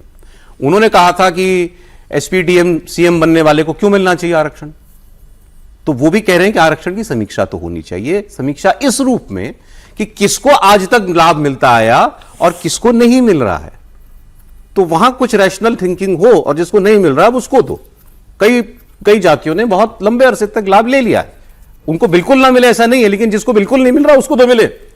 यही बात एक और बीजेपी की, और इस बार राष्ट्रीय सहयोगी ने बोली, जीतन राम मांझी ने कहा। उन्होंने भी कहा कि आरक्षण की समीक्षा होनी चाहिए। आरक्षण का फायदा उठाकर कुछ वर्ग के लोग काफी आगे बढ़ चुके हैं, बहुत से तबके ऐसे हैं जो वहीं के वहीं हैं जहां पर वो आज से दशकों पहले थे। तो अब कोटे का बंटवारा होना चाहिए, आरक्षण का कोटे में सबका कोटा होना चाहिए। जो आरक्षण की व्यवस्था अभी है, आरक्षण में कुछ वर्ग के लोग काफी उन्नति कर लिए हैं और उनके बाल बच्चे भी लोग बहुत आगे बढ़ गए हैं। साक्षरता दर उनका भी बढ़ गया है, और जो नीचे तबके के लोग हैं उनको साक्षरता दर बहुत कम है और वो नीचे के नीचे जा रहे हैं, कोई लाभ नहीं है। बिहार भारत के मंत्रिमंडल में डिस्कशन हुआ, वहाँ भी हमने कहा है कि आरक्षण कोटे के अंदर बंटवारे होना चाहिए, और हम नहीं कर रहे हैं, ये भारत का सुप्रीम कोर्ट ने भी कहा है कि राज्य चाहे तो इसको करे। इसलिए हम सम्राट चौधरी से अनुरोध करना चाहते हैं कि बिहार में आप आरक्षण में सब कोटा बनाइए, लगाइए। तो मैंने तो दोनों बातों को आपके सामने इसलिए रखा कि इन दोनों बातों में कोई कोरिलेशन है क्या। त्रिपाठी जी से पहले पूछ लेते हैं, सरकार का आरक्षण समीक्षा या रिफॉर्म करने वालों से मिलना और सरकार के सहयोगियों का यह कहना कि कोटे में कोटा होना चाहिए, क्या ये दोनों बातें जुड़ी हैं और वो मुलाकात क्या यही माहौल बनाने के लिए? देखिए, मुझे बड़ा स्पष्ट तौर पर लगता है कि पिछले लंबे समय से जिस तरह से आरक्षण के बाद कुछ वर्ग, सत्ता में किसकी भागीदारी और political realignment of caste based parties, यानी जाति आधारित राजनीतिक दलों का जो पॉलिटिकल रीअलाइनमेंट हुआ, क्योंकि एक ये भ्रम था कि अच्छा ठीक है भाजपा के साथ जाएंगे तो हमको वो लाभ नहीं मिलेगा, लेकिन आप देखिए राजभर जी हैं भाजपा के साथ, उनको लाभ है, निषाद जी हैं भाजपा के साथ, उनको लाभ है, अनुप्रिया पटेल है भाजपा के साथ, उनको लाभ है, जीतन राम मांझी हैं भाजपा के साथ, उनको लाभ है, जो नई लड़के जीत पाते हैं उन उपेंद्र कुशवाहा को भी लाभ ही लाभ है, मतलब सब बढ़िया है। तो कहां फिर फंस रहा है मामला? फंस रहा है जो जाति के आधार पर ओबीसी की ठेकेदारी, तो पता चला किसके पास गई, वहां तेजस्वी यादव हैं, यहां अखिलेश यादव हैं, उस ठेकेदारी को चैलेंज किया जा रहा है। कहां से चैलेंज किया जा रहा है? With in OBC framework challenge किया जा रहा है कि भाई अगर तुम किसी को अगड़ा कह रहे हो, मान लो आप ब्राह्मण को, राजपूत को, कायस्थ को, वैश्य को कह रहे हो कि ये अगड़े लोग हैं, वैसे तो अगड़ा पिछड़ा होना नहीं चाहिए, मैं निजी तौर पर ये मानता हूं, लेकिन अगर आप कह रहे हैं तो क्या यादव अगड़ों में नहीं है? यादव तो अगड़ा है, कहीं आप जो बिहार की जनगणना आई है उसमें जो स्टैटिस्टिक्स आए हैं, यानी जिसको इकोनॉमिक स्टैटिस्टिक्स कहते हैं, आर्थिक आंकड़े, ट्रैक्टर ज्यादा है, खेती ज्यादा है, नौकरी ज्यादा है, सब कुछ तो उनके पास ज्यादा है, तो फिर उनको आप क्यों नहीं करेंगे? ये जो रिजर्वेशन हटाओ मूवमेंट कह के जो आरक्षण समीक्षा की बात कर रहे हैं, वो क्या कह रहे हैं? वो कह रहे हैं कि भाई कब तक आप ये करिएगा, मेरिट के बेस्ड पर आइए, कुछ लोगों को आप रिजर्वेशन दे सकते हैं, लेकिन ऐसे आप आरक्षण आज 20 है, कल 25 है, कल 50 है, 60 है, उनकी मांगे तो पढ़ दी मैंने। नहीं, ये दोनों इसीलिए जुड़ता है क्योंकि अगर सिर्फ जिसको अगड़ा या सवर्ण या जनरल जिस नाम से भी आप पुकारें, वो अगर ये कहेगा तो क्लैश होगा, तो झगड़ा होगा। वो तो देखिए, आंदोलनकारियों की मांग तो बिल्कुल साफ है, जाति आधारित आरक्षण की जगह आर्थिक आधार पर आरक्षण होना चाहिए। ये तो सरकार नहीं मान सकती। नहीं, कतई नहीं, होना भी नहीं चाहिए भाई। मैं एक बात में फिर से कह दूं, चूंकि इतना है कि उन्होंने कहा कि जिसको लाभ, हाँ, कई बार मैं इसकी बात करता हूं तो कोई उसमें से कुछ निकाल लेगा कि आरक्षण के विरोध में। मैं बहुत इस पर आरक्षण का मैं विरोध मतलब कर ही नहीं रहा हूं, आरक्षण हर समाज में चाहिए होता है, लेकिन मेरा यह मानना है कि 20 से 30% से अधिक आरक्षण नहीं होना चाहिए। आप अगर 50, 60, 70% आरक्षण दे रहे हैं, इसका मतलब कि आरक्षण की व्यवस्था बेकार है। और जो मांझी जी कह रहे हैं, राजभर जी कह रहे हैं, वो भी यही साबित कर रहे हैं। सर बताइए जरा, ये मुलाकातें और ये जो सहयोगी सब कह रहे हैं, क्या चल रहा होगा सरकार के अंदर? जो सरकार में हिम्मत नहीं है करने की, उसके लिए ये पूरा माहौल बन रहा है। क्या ये जो सब बात हो रही है कि भाई जो अपर कास्ट, जनरल कास्ट जो रिजर्वेशन में नहीं है, वो सब लोग आंदोलन करें, फिर सरकार उनके साथ बात करे। मैं तो कह रहा हूँ ये दो बातें बहुत महत्वपूर्ण हैं इसमें, जो सबको होनी चाहिए। एक तो ये कि रिजर्वेशन जब लागू किया गया तब उसमें समय निर्धारित करने की बात की गई थी 10 साल की, लेकिन आप बढ़ाते रहे बार बार, और अभी तो इस सरकार ने बढ़ाया पिछले 1.5 साल पहले 10 साल का, है ना, बढ़ाते हैं तो फिर उस पर क्यों बात कर रहे हैं? दूसरा वो तो एक रेड लाइन है ना, उसको तो कोई नहीं छुएगा। रिव्यू होने में कोई परेशानी नहीं है, किसी भी चीज को रिव्यू हो। तीसरी बात, सरकार से ये लोग मिल रहे हैं, सरकार ने ही बुलाया उनको, तो इसमें भी कोई आपत्ति मुझे नहीं है। कल भी मैंने कहा सबसे मिलना चाहिए सरकार को, सहमत हो नहीं हो सहमत और उस पर क्या है, लेकिन ये जो पूरी भूमिका है वो ये है कि सरकार जिस काम के लिए सीधे से हिम्मत नहीं कर रही, उसके लिए माहौल बनाने की कोशिश। क्या है सर वो एग्जैक्टली? कोटे में कोटा, कोटे में कोटा, और वो भी सिर्फ ओबीसी में? ओबीसी में सिर्फ, SC ST को तो कोई नहीं छू रहा। SC ST को तो कोई छू नहीं रहा, केवल ओबीसी का है। और ओबीसी में भी जो उसका पॉलिटिकल यदि मायने देखें, मतलब मैं इसे सहमत असहमति में नहीं कह रहा कि पॉलिटिकली ये है, क्योंकि जो पावरफुल कास्ट ओबीसी में है वो अभी भारतीय जनता पार्टी के साथ नहीं है। ठीक है, बाकियों को लाभ मिलेगा, वो साथ आ जाएंगे, मिलेगा तो उसके साथ और वो न्यूमेरिकली ज्यादा होंगे, न्यूमेरिकली ज्यादा होंगी, तो वो कुल मिलाकर बात है। लेकिन क्या सरकार ये हिम्मत करने की हिम्मत दिखा सकती है, ये है इंपॉर्टेंट। नहीं, एक बार तो हमने कल भी बताया ना, ये आगे तो बढ़ चुके थे, रोहिणी आयोग इसलिए बनाया गया था। कहां तक बढ़ गए थे? नहीं, वो आयोग तो बनाया ही ना, बनाया ही था, अब उसको नहीं ऐसे लागू कर एक और पाए। आयोग बना दीजिए।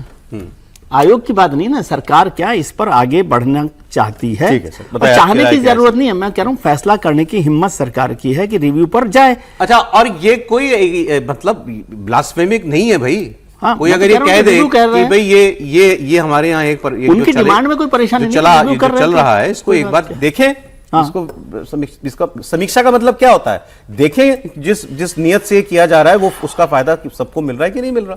देखिए, एक तो लोकतंत्र में संवाद तो करना ही चाहिए सरकार को, आपसे सहमत है असहमत है सबसे करना चाहिए, तो उस लिहाज से तो कोई बुराई है नहीं।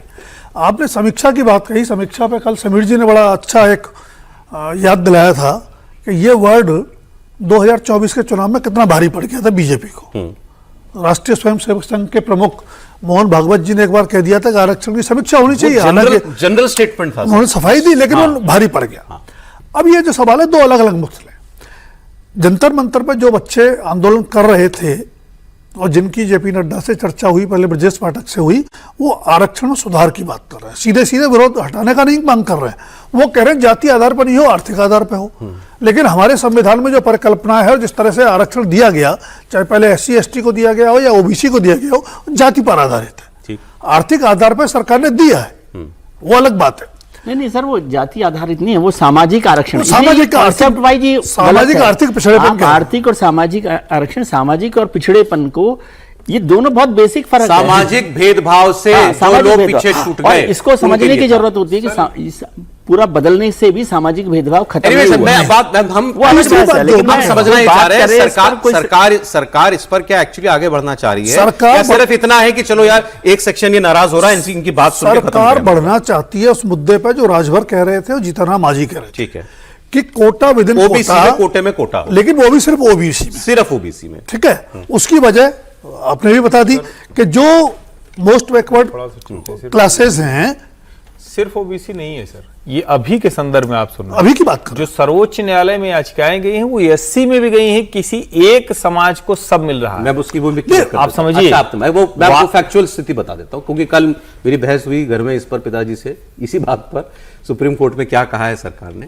सुप्रीम कोर्ट ने यह आदेश दिया है, राज्य सरकारें अगर चाहें तो SC ST कोटे में, SC ST रिजर्वेशन में भी कोटे में कोटा दे सकते हैं। मेरे ख्याल से एक आध राज्य ने कहीं दिया भी है। ये केंद्र सरकार ने इस पर इन प्रिंसिपल सहमति जता दी थी, लेकिन अपनी तरफ से ये नहीं कहा कि हम ऐसा करेंगे बिल्कुल। ये सरकार ने बिल्कुल अच्छा, इसमें एक और समझने की बात है, इसको एक और क्लैरिफाई कर दे कि इससे रिजर्वेशन जो है ना वो नहीं बदल रहा है। जो सरकार छू ही नहीं रहा रिजर्वेशन तो जस्ट जो सरकार रिजर्वेशन में क्रीमी लेयर, और ये हमारे एक राइडर लगा दूं, आजकल बातें चिपक जाती हैं, ये हम लोग अपने आंकलन या अनुमान के आधार पर चर्चा कर रहे हैं, खबर नहीं है ये कि सरकार कुछ ऐसा करने जा रही है, ये भी मैं बता दूं, ये अनुमान है हमारे अपने विचार, हमारे निजी विचार है। क्रीमी लेयर की मांग तो बड़ी पुरानी है। अगर सरकार क्रीमी लेयर से भी पीछे हटना चाहती है, उस पर आगे नहीं बढ़ना चाहती, तो जाहिर सी बात है कि आरक्षण की व्यवस्था और उसमें जुड़ी राजनीतिक समस्या, उस पर कोई जोखिम लेने के मूड में सरकार नहीं। कमेंट आ जाए फिर आगे बताता हूं आपको खबरें। कोर्ट में तो कुछ और कहते हैं, मीटिंग में कुछ और करते हैं। अभी कोर्ट में कहा है सरकार ने OBC पर क्रीमी लेयर को लेकर नहीं बदल रहे, नहीं बदलेंगे। हाँ जी बोलिए, ये भी साफ रहे जी, बोलिए। नड्डा जी वार्ताकार बन गए, तो नड्डा जी ने जंतर मंतर पर जिनसे वार्ता की थी, उसके बाद वो कह रहे हैं कि हम 4 तारीख को फिर आएंगे, आपने हमारी किसी भी वार्ता पे जो कमिट किया था पूरा नहीं किया। अब इनके साथ भी नड्डा जी ने वार्ता की है। अब मुझे लग रहा है कि सरकार जहां है वहीं रहेगी, बस लोग ये जो वार्ताकार जो आए थे उनसे संदेश देने की कोशिश करेंगे, सरकार इस पर आगे बढ़ रही है, विचार कर रही है। चुनाव अब 6 महीने में, 8 महीने के बाद चुनाव है, उत्तर प्रदेश का चुनाव है, तमाम राज्यों में चुनाव है। सरकार क्या भी स्थिति में है कि इसको लेकर किसी भी तरह का बयान देगी? सरकार जानती है कि सरकार इसमें एक शब्द भी अगर कोई बोलेगी तो उस बात का बतंगड़ कितना बनेगा, उसको तोड़ मरोड़ को कैसे बात करना, केवल इनको शांत करना है, सिर्फ मामले को अभी लटका के रखना है। आप इनके ऊपर सिर पर हाथ फेरते रहेंगे, मीटिंग करते रहेंगे, चुनाव तक सरकार एक भी बयान नहीं देने वाली। समीर जी अगली खबर बता के आपके पास आता हूं। एक आगे बढ़ रहा है अगली खबर के ऊपर। पूर्व गृह मंत्री, पूर्व वित्त मंत्री पी चिदम्बरम का एक स्टेटमेंट आया। उन्होंने कहा कि कॉकरोच जनता पार्टी एक या दो राज्यों में अगर सत्ता हासिल कर लेती है तो किसी को हैरानी नहीं होनी चाहिए। एक और चिदम्बरम ने एक दो राज्यों में सीजेपी की सरकार बनने की बात कही, वहीं उन्होंने सीजेपी का देश भर में बड़ी ताकत बनने पर संदेह भी जताया। इसके साथ ही चिदम्बरम जी कह रहे हैं कि सीजेपी की स्कूल ठीक करो अभियान के बारे में उन्होंने कहा कि इस अभियान ने सत्ता में बैठे लोगों को जगा दिया है। सीजेपी के अभियान के बाद सरकारी स्कूलों को ठीक करने के लिए फंड देने की घोषणाएं भी की जाने लगी हैं, लेकिन सीजेपी तो खुद कह रही है कि हम केवल प्रेशर ग्रुप हैं, हम कोई राजनीतिक दल नहीं बनेंगे, क्योंकि राजनीतिक दलों से लोगों का विश्वास ही उठ गया है। चिदम्बरम जी कह रहे हैं एक दो राज्यों में वो सत्ता में आ सकते हैं, और ये उनका वो अनुमान है, तो वो क्यों हो सकता है किसी से बात भी हुई हो कि सीजेपी वालों का कोई भविष्य आपको दिखता है क्या ऐसा? सर मुझे लगता है कि चिदम्बरम का बयान तो वैसा ही जैसे राहुल गांधी का बयान है कि बस कुछ महीने में मोदी जी की सरकार जाने वाली है, जो 2 साल से बयान दे रहे हैं। अच्छा। उसी तरह का बयान है कि वो कह रहे हैं कॉकरोच जनता पार्टी सरकार बना लेगी। कहीं कहीं दूर तक आसार नजर नहीं आ रहे कि कॉकरोच जनता पार्टी कोई सरकार बनाने जाएगी। अभी तो राजनीतिक दल बनाने का उन्होंने मन नहीं बनाया, जब बनाएंगे उसके बाद देखने वाली बात होगी। इस बात की मुझे कई संभावना नजर नहीं आती, लेकिन ये बात सही है कि उनको समर्थन तो चिदम्बरम साहब ही दे रहे हैं। चिदम्बरम साहब की विचारधारा के लोग दे रहे हैं उनको बढ़ाने में। और जो चिदम्बरम साहब है जिन्होंने खुद के लिए कहा था प्रधानमंत्री मोदी के 15 अगस्त में दिमागी नक्सल कहने के बाद कि मुझे दिमागी नक्सल पर गर्व है, मैं दिमागी नक्सल हूं, मुझे गर्व है उसके ऊपर। इन्होंने एक बात और कही, इन्होंने पार्लियामेंट नहीं चलती उस पर दुख जताते हुए कहा कि पार्लियामेंट में तो कुछ होता ही नहीं, इससे अच्छा मैं विधायक ही होता। अब ये तो चिदम्बरम साहब को मतलब बड़ी शर्मनाक बयान है कि आप इतने लंबे समय सांसद रहे, आपका बेटा सांसद है, आप केंद्र में मंत्री रहे, वित्त मंत्री रहे, गृह मंत्री रहे, तमाम बड़े पदों पे रहे, और आप ये बोल रहे हो आप अपनी पार्टी के राष्ट्रीय अध्यक्ष को, आप अपनी पार्टी के सर्वोच्च नेता से कहने की ताकत नहीं रखते कि पार्लियामेंट को चलने दीजिए, आप सरकार से बातचीत कीजिए, सर्वदलीय बैठक होती है उसमें जाना चाहिए और संसद को चलने देना चाहिए, और आप इस तरीके से बयान दे रहे हो, दुर्भाग्यपूर्ण इनका बयान। एक और कांग्रेस के नेता का बयान आपको बताता हूं, शशि थरूर। ये अक्सर ऐसे बयान देते हैं जो उनकी पार्टी को पसंद नहीं आते। इन्होंने भारत की लोकतांत्रिक व्यवस्था की एक बार फिर तारीफ की। उन्होंने कहा कि विरोध के दबाव के बावजूद, दबाव में भारत का राजनीतिक सिस्टम हिला जरूर लेकिन टूटा नहीं। उन्होंने धर्मेंद्र प्रधान के शिक्षा मंत्री के पद से इस्तीफा लेने के लिए मोदी सरकार की तारीफ भी की। इन्होंने म्यांमार, पाकिस्तान, श्रीलंका, बांग्लादेश, नेपाल में हुए युवा आंदोलनों का जिक्र किया। शशि थरूर ने कहा कि युवाओं के गुस्से के कारण बांग्लादेश, श्रीलंका में सरकारें चली गईं, नेपाल में सत्ता परिवर्तन हो गया, पाकिस्तान में पर्दे के पीछे से भूमिका निभा रही सेना ने मौके का फायदा उठाकर वहां पर कठपुतली सरकार लगा दी, म्यांमार में सेना ने कब्जा कर लिया सत्ता पर, लेकिन भारत की लोकतांत्रिक व्यवस्था ने नई वास्तविकता के हिसाब से खुद को ढाल लिया। बीजेपी दबाव में आकर इस्तीफे की मांग के सामने झुकती नहीं, लेकिन उसने मंत्री का इस्तीफा ले लिया। मतलब उसका स्टैंड यह था कि हम दबाव में मंत्रियों को इस्तीफा नहीं कराते, लेकिन उसने इस्तीफा लिया। तो ये वो तारीफ कर रहे हैं सरकार के स्टैंड की भी और भारत के लोकतंत्र की भी, कि नेपाल, बांग्लादेश जो बनाना चाहते थे कुछ लोग, ये भी तो कहे ना कि वो नहीं सफल हो पाए, तो ये भारतीय लोकतंत्र की तारीफ है। ये भारतीय लोकतंत्र की तारीफ है कि मोदी सरकार की तारीफ है? नहीं, मुझे लगता है दोनों की तारीफ है। ताकत तो ये भारतीय लोकतंत्र की है, और मोदी सरकार भारतीय लोकतंत्र के लिहाज से चली तो इसलिए चल रही है। इसको बड़ा मतलब इसमें कोई कंफ्यूजन नहीं है, वो साफ साफ कह रहे हैं। और मतलब उनका ये कहना है, और जो हम लोग बार बार कहते भी रहे हैं, कि भारत दुनिया के उन देशों जैसा नहीं है जहां इस तरह की अराजकता हो कि सत्ता परिवर्तन होता है। हमारे यहां जब जो सबसे बड़ा आंदोलन है आपातकाल का आंदोलन, उसमें भी किसी ने प्रधानमंत्री का घर ऐसे नहीं घेरा, किसी ने प्रधानमंत्री के बेडरूम में जाकर उस पर बेड पर उछल कूद नहीं की, कोई राष्ट्रपति भवन में नहीं घुसा, किसी मंत्री को पीटा नहीं गया। आप सोचिए जरा, कल्पना कीजिए ना, आंदोलन तो जब जला नहीं दिया गया, नेपाल में तो जला दिए गए, नेपाल में तो अतिरेक हुआ। भारत में ऐसा क्यों है?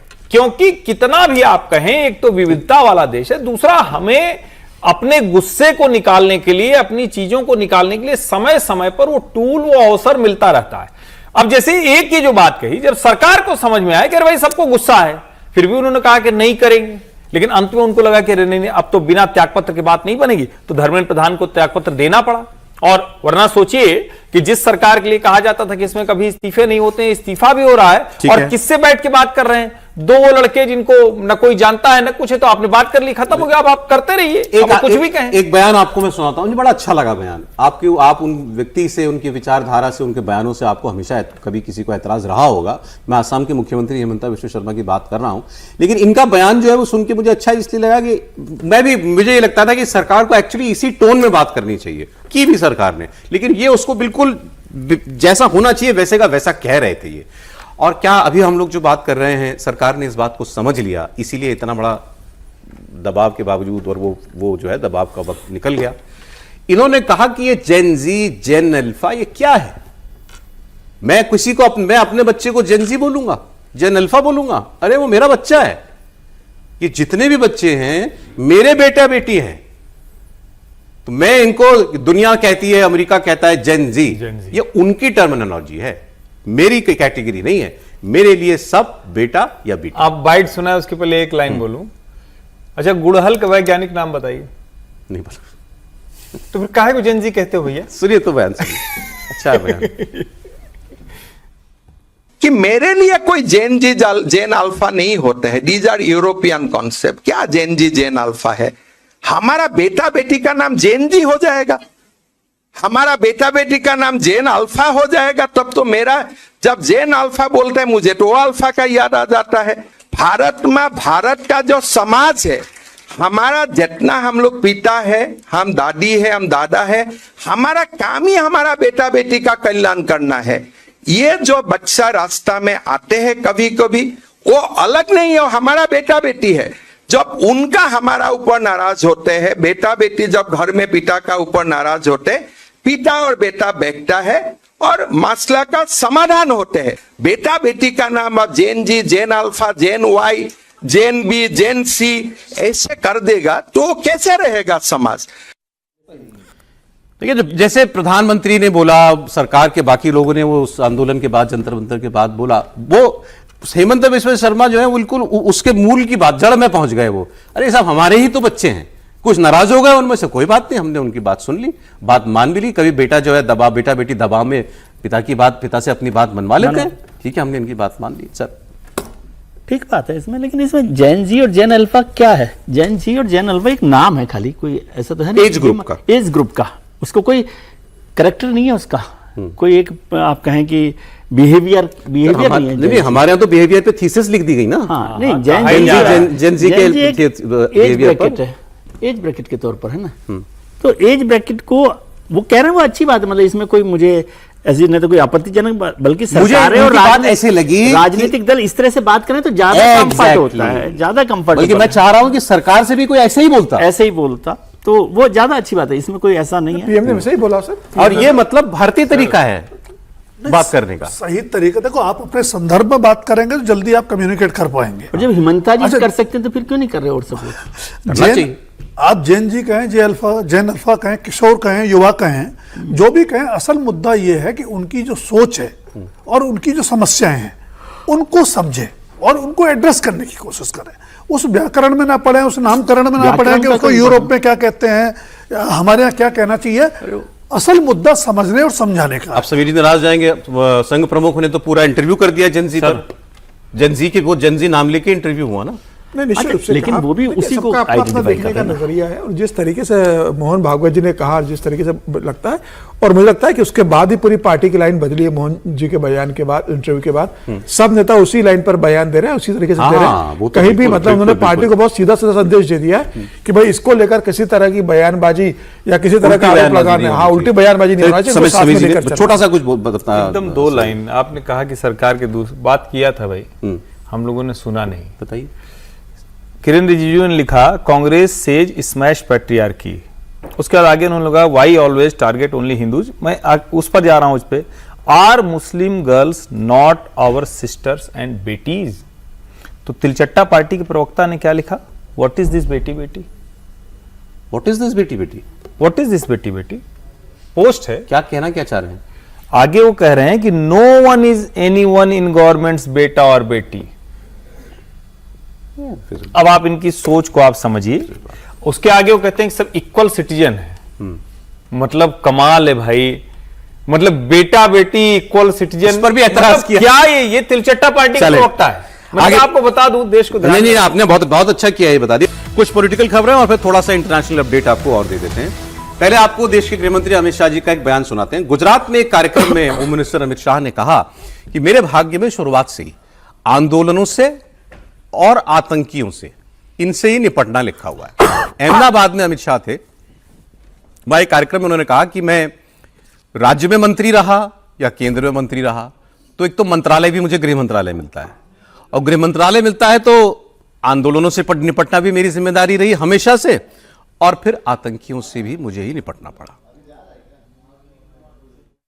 मैं जब भी मंत्री बना राज्य में या केंद्र में, मुझे गृह मंत्रालय ही मिला है, तो मेरे भाग्य में आंदोलनों से निपटना है, आतंकियों से भी निपटना है।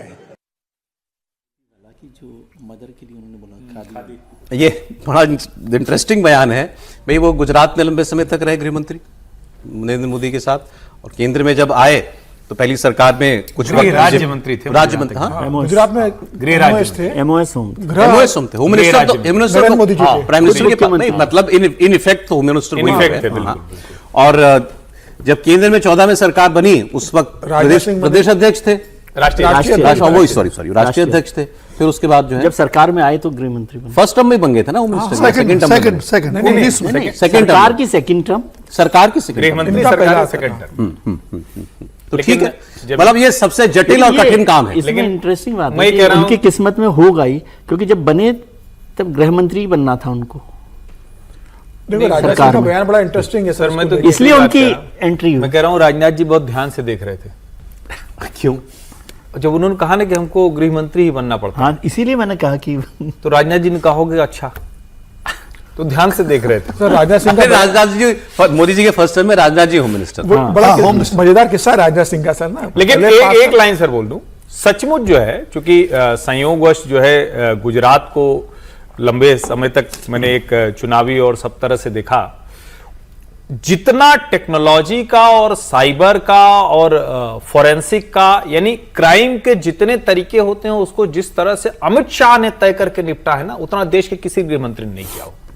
और शायद यही वजह रही कि गुजरात से लगभग उस तरह की घटनाओं को पूरी तरह से, मैंने तो चूंकि 2008 में जब वहां एक साथ धमाके हुए थे और वो हॉस्पिटल का ब्लास्ट, मतलब आप समझिए कि छत तक ऐसे मांस के लोथड़े लगे हुए थे, इस तरह का धमाका हुआ था। और उस वक्त वो प्राइम मिनिस्टर के लिए सोचिए, तुरंत अभी जो प्राइम मिनिस्टर है मोदी उस वक्त तो सीएम थे, तो तुरंत 7 में सरकार आई है, और सरकार आने के तुरंत बाद 8 में वो धमाका होता है। अमित शाह ने जो कुछ किया, और ये लोग तो ये भी कहते हैं गृहमंत्री जब रहे तब तो रहे, जब गृहमंत्री के पद पर नहीं भी रहे तो भी उनकी जो रूल बुक थी, उन्होंने जो कुछ किया वो कमाल का है, और उसी को लेकर यहां आए। इसीलिए आप अगर देखेंगे तो जो देश के रक्षा तंत्र की बात होती है, जिसमें हम कहते हैं कि खुफिया तंत्र अलग काम नहीं करता, लोकल इंटेलिजेंस यूनिट अलग काम नहीं करती, टेक्नोलॉजी साइबर सेल वाला अलग काम नहीं करता, जो पुलिस और ये सब है, ये सब मिलाकर कोऑर्डिनेटेड यूनिट होती है, जो अमित शाह ने करके दिखाया, जिसकी वजह से कई बार आप कहते हैं कि अच्छा इतने दिनों से कोई उस तरह से घटना नहीं हुई, तो उसके लिए अगर क्रेडिट देना चाहिए तो अमित शाह को देना चाहिए।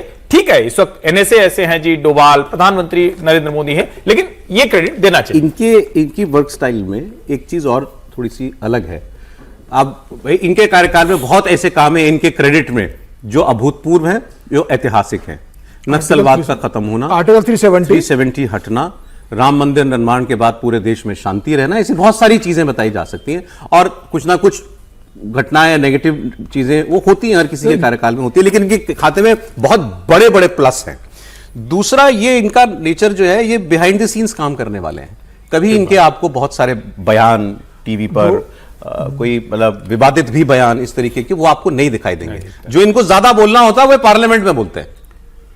सर उनको है ना, मैं आमतौर पर फिर हर जी कहेंगे, मैं नो नॉनसेंस पॉलिटिकल लीडर है, जो अपना काम है उस काम पर फोकस करना, उस काम को करना। अरे सर आप कह रहे हैं हर जी कहेंगे, मैं भी उनको नॉनसेंस कहने के साहस कहूंगा, नो नॉनसेंस ही है वो। नहीं मतलब बहुत सारे लोग 2019 का बड़ा मजेदार किस्सा है सर इनका, अमित शाह जी का। 2019 में जब सरकार आई, 2014 में से 2019 तक राजनाथ सिंह जी देश के गृह मंत्री थे। 19 में जब सरकार आई, जितना ही होगा कि अमित शाह जी सांसद बनकर आए, अमित शाह जी मंत्री बनेंगे, तो राजनाथ सिंह से पूछा चुनाव के बाद कि भाई मंत्रिमंडल विस्तार के एक कार्यक्रम में कि मंत्रिमंडल का विस्तार का क्या चर्चा है, कैसे कौन बनेगा, आप क्या होंगे। तो उन्होंने कहा कि भाई 2 बातें तय है, 2 पोस्ट तो तय हो गई है, देश का प्रधानमंत्री और देश का गृह मंत्री। तो सबको ये लगा कि राजनाथ सिंह जी अपने लिए कह रहे हैं कि प्रधानमंत्री नरेंद्र मोदी बनेंगे 19 में, और चूंकि 2014 से लेकर 2019 तक मैं गृह मंत्री था तो मैं ही गृह मंत्री बनने वाला हूं। पत्रकारों ने और लोगों ने ऐसा लिया कि राजनाथ सिंह अपने बारे में कह रहे हैं। तो फिर एक पत्रकार ने कहा कि अच्छा, मतलब गृह मंत्री आप ही बनने जा रहे हैं, कंफर्म माने? तो मुस्कुरा दिए, बोले आप नहीं समझते हो, गृह मंत्री कौन बनेगा आपको पता पड़ जाएगा। मतलब उन्होंने संदेश दे दिया था कि गृह मंत्रालय अमित शाह जी के पास ही जाने वाला है, मेरा विभाग बदलने जाने वाला है। दोनों बातें वो आंदोलनों वाली बात भी कर रहे हैं ना, ग्रिप वो ये तो मतलब आतंकियों से निपटना, नेशनल सिक्योरिटी, ये तो पार्ट ऑफ जॉब है ही। आंदोलनों से निपटना ये सरकार के साथ साथ पॉलिटिकल एक्यूमन का भी टेस्ट होता है। पॉलिटिकल एक्यूमन का टेस्ट ये जी देखिए, उनके पॉलिटिकल एक्यूमन की बात कर रहे हैं तो जब ये राष्ट्रीय अध्यक्ष बनने से पहले जब इनको उत्तर प्रदेश का प्रभारी बनाया गया तब बीजेपी नंबर 3 की पार्टी होती थी। वो उस पार्टी को बमुश्किल 2 साल के समय में लोकसभा की 70 या 73 सीटों तक ले जाना, वो उनके पॉलिटिकल एक्यूमन का। सर, आंदोलनों की अगर बात कर लें, इस सरकार में अब तो 12 साल हो गए, कई आंदोलन हुए हैं, सीए का एजिटेशन हुआ है, किसानों का आंदोलन देख लिया गया है, अब ये वाला हो गया, छात्रों का आंदोलनों का आउटकम जो भी हुआ हो उस पर बहस हो सकती है, लेकिन आंदोलनों को डील करने में, लॉ एंड ऑर्डर बनाए रखने में, उस कसौटी पर हमेशा अमित शाह खड़े उतरे। और वो फिर वही बात आ जाती है कि क्योंकि इंटरनल सिक्योरिटी को कैसे मेंटेन करना है और उसके क्या क्या कारक होते हैं, जैसे बताया कि इंटीग्रेटेड जो फंक्शनिंग है वो उन्होंने शुरू की जो पहले नहीं थी। जैसे एक उदाहरण आप ही की बात पे, जैसे अभी वो जो आया था ना, वो कौन सा नेटवर्क, आतंकी नेटवर्क, वो दुबई वाला आदमी, पाकिस्तान का शहजाद भट्टी, उस पर बहुत डिटेल में चर्चा होने की जरूरत थी। कई बार हम लोग टीवी पर समय की कमी से नहीं कर पाते। कितने राज्यों में, 12-13 राज्यों में, 14 राज्यों के अंदर एक दिन में सिंगल कोऑर्डिनेशन के साथ सारी एजेंसियों ने कार्रवाई की। इसमें इंटेलिजेंस भी होगी, पुलिस भी होगी, एटीएस भी होगी, सब कुछ होगा। सब अलग अलग राज्यों की अलग अलग एजेंसियां हैं, और उसमें अलग अलग पार्टियों की सरकारें भी, अलग अलग पार्टियों की सरकार है। तो इस किस्म के ऑपरेशन पॉलिटिकल एक्यूमेन भी है और एक जो विजन होता है ना गवर्नेंस का, वो भी है। अभी आप देखें पिछले 2 साल से पर्दे पर नहीं दिखते उतना, लेकिन वर्चुअली सरकार चलाने में बड़ी भूमिका उनकी है, संसद के बाहर भी है और वैसे। मैं ये कह रहा हूं सर, इसमें कोई संदेह नहीं, अमित शाह कमाल का काम करते हैं, लेकिन अभी इस आंदोलन में दिल्ली पुलिस ने जिस तरह का मिसमैनेजमेंट किया उस पर कई सवाल भी खड़े हो रहे हैं। ये आंदोलन जिस तरह से वायलेंट हुआ, जिस तरह से उसको हैंडल किया गया, उस पर कई बड़े सवाल खड़े हो रहे हैं। ठीक है, तो ये भी मतलब उनके ही खाते में है, आंदोलन झेलने में ऐसा नहीं है, वो भी उन्हीं के खाते में। ऐसा होता ही है, सही, ठीक बात है।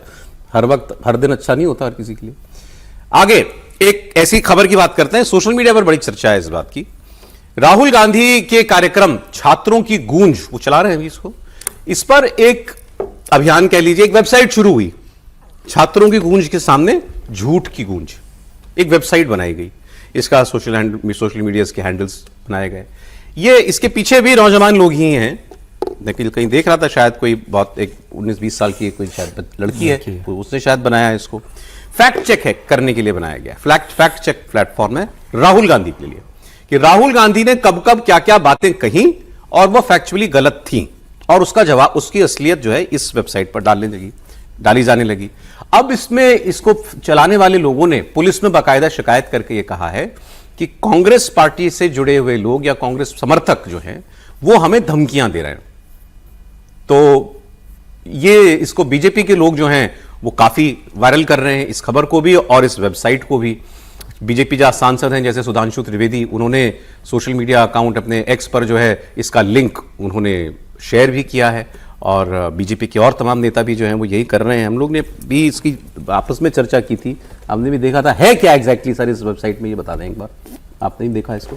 मैंने देखा इसको, लेकिन मैं सुनो इतनी जल्दी, अभी तो 26 तारीख को ये चालू हुई है वेबसाइट ही कुल मिलाकर। और फैक्ट चेक कहने के लिए फैक्ट चेक वो है, वेबसाइट है, फैक्ट चेक कर रही है, लेकिन केवल राहुल गांधी की फैक्ट चेक कर रही है। यूं तो वो बोल के कर रहे हैं, हाँ, केवल तो वो झूठ की गूंज कर रहे हैं। तो फिर ये सवाल होता है कि भाई, इसीलिए सब लोग कह रहे हैं कि भाई आप केवल पॉलिटिकल एजेंडा के थ्रू के लिए ये काम कर रहे हैं। वो तो क्लियर है sir, that is very clear. हाँ, तो वो सिर्फ राहुल गांधी के ही फैक्ट चेक कर रहे हैं, इसका मतलब ये बीजेपी इंक्लाइंड लोग हैं, वो बिल्कुल क्लियर है। ठीक है, लेकिन क्या वो जो फैक्ट चेक कर रही है क्या वो सही कर रहे हैं?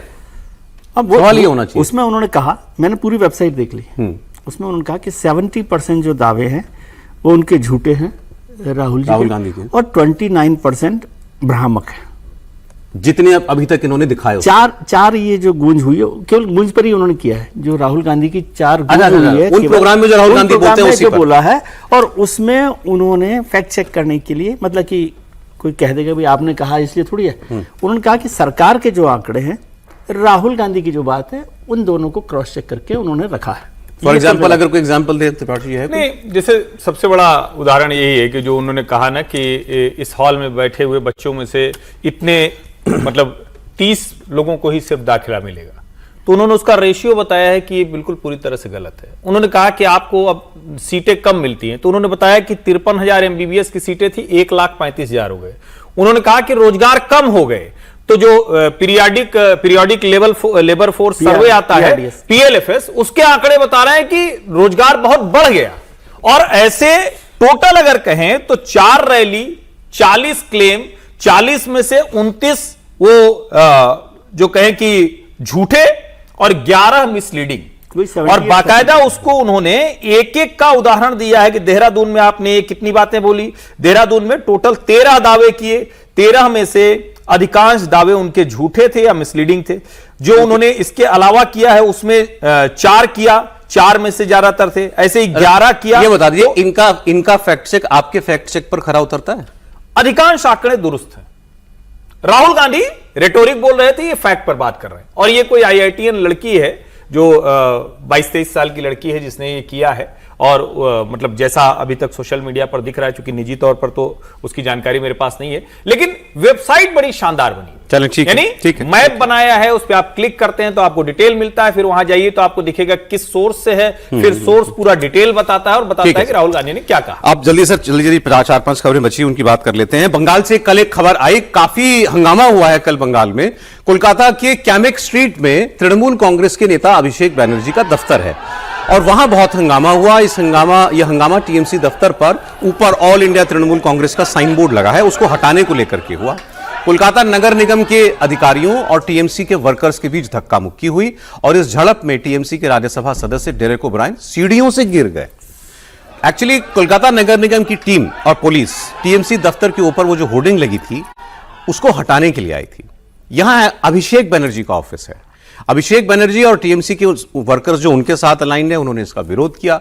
इसके बाद धक्का मुक्की होने लगी सीढ़ियों पर। वो बड़ा कल तस्वीरें जो हैं बड़ी हंगामे वाली हैं। और इसके बाद TMC नेताओं के खिलाफ ही FIR भी दर्ज होगी। यही वाली तस्वीर स्क्रीन पर रखिएगा। FIR में अभिषेक बनर्जी डेरेक ओब्रायन पर पुलिस के साथ मारपीट करने, काम में रुकावट की बात कही गई है। अभिषेक बनर्जी ये कह रहे हैं कि पुलिस और नगर निगम की टीम बीजेपी के इशारे पर काम कर रही है।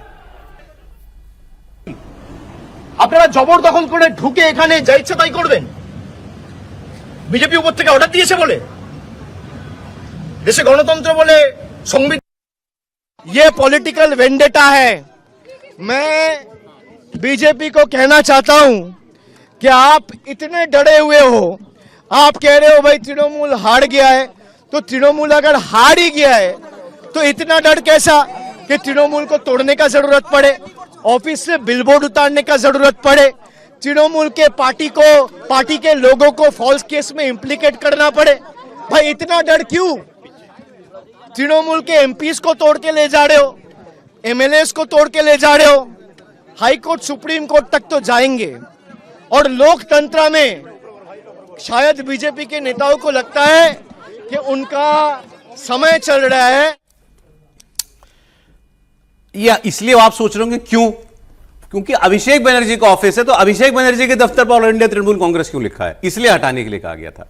क्योंकि वो जो ऋतुव्रत बनर्जी वाला फैक्शन है, बागी गुट जो है, वो अपने आप को TMC कहते हैं। लेकिन एक बात तो है, इस तरीके से जैसे हर जगह कांग्रेस जो इनका दफ्तर था, हेडक्वार्टर जो था, वो हेडक्वार्टर इनके नेताओं से खाली करा करके बागी गुट को हैंडओवर कर दिया गया। अब अभिषेक बनर्जी के दफ्तर पर होर्डिंग भी नहीं लगेगी। अरे भाई, चुनाव आयोग ने फैसला कर लिया क्या? और ये कि TMC कौन है? पुलिस और नगर प्रशासन का काम है का काम नहीं है।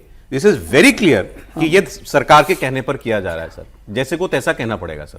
नहीं, गलत है, इसमें तो कोई दो राय नहीं। जो सरकार जिस अहंकार से चुनाव आयोग कर दे फैसला तो आप जो मर्जी करो। नहीं, सरकार का यह अहंकार है और साफ तौर पर यह गुंडागर्दी है। सत्ता का दुरुपयोग कैसे करना है, सरकार का दुरुपयोग करके विपक्षी पार्टी को कैसे खत्म करने की कोशिश है उसमें। भाई आप कौन होते हैं तय करने वाले कि टीएमसी में आपको लगता है कि वहां कोई गैर कानूनी गतिविधि है, आप उसकी जांच करना कर सकते हो। सिर्फ बैनर हटाना था। आप बैनर हटाने कैसे जा सकते हो?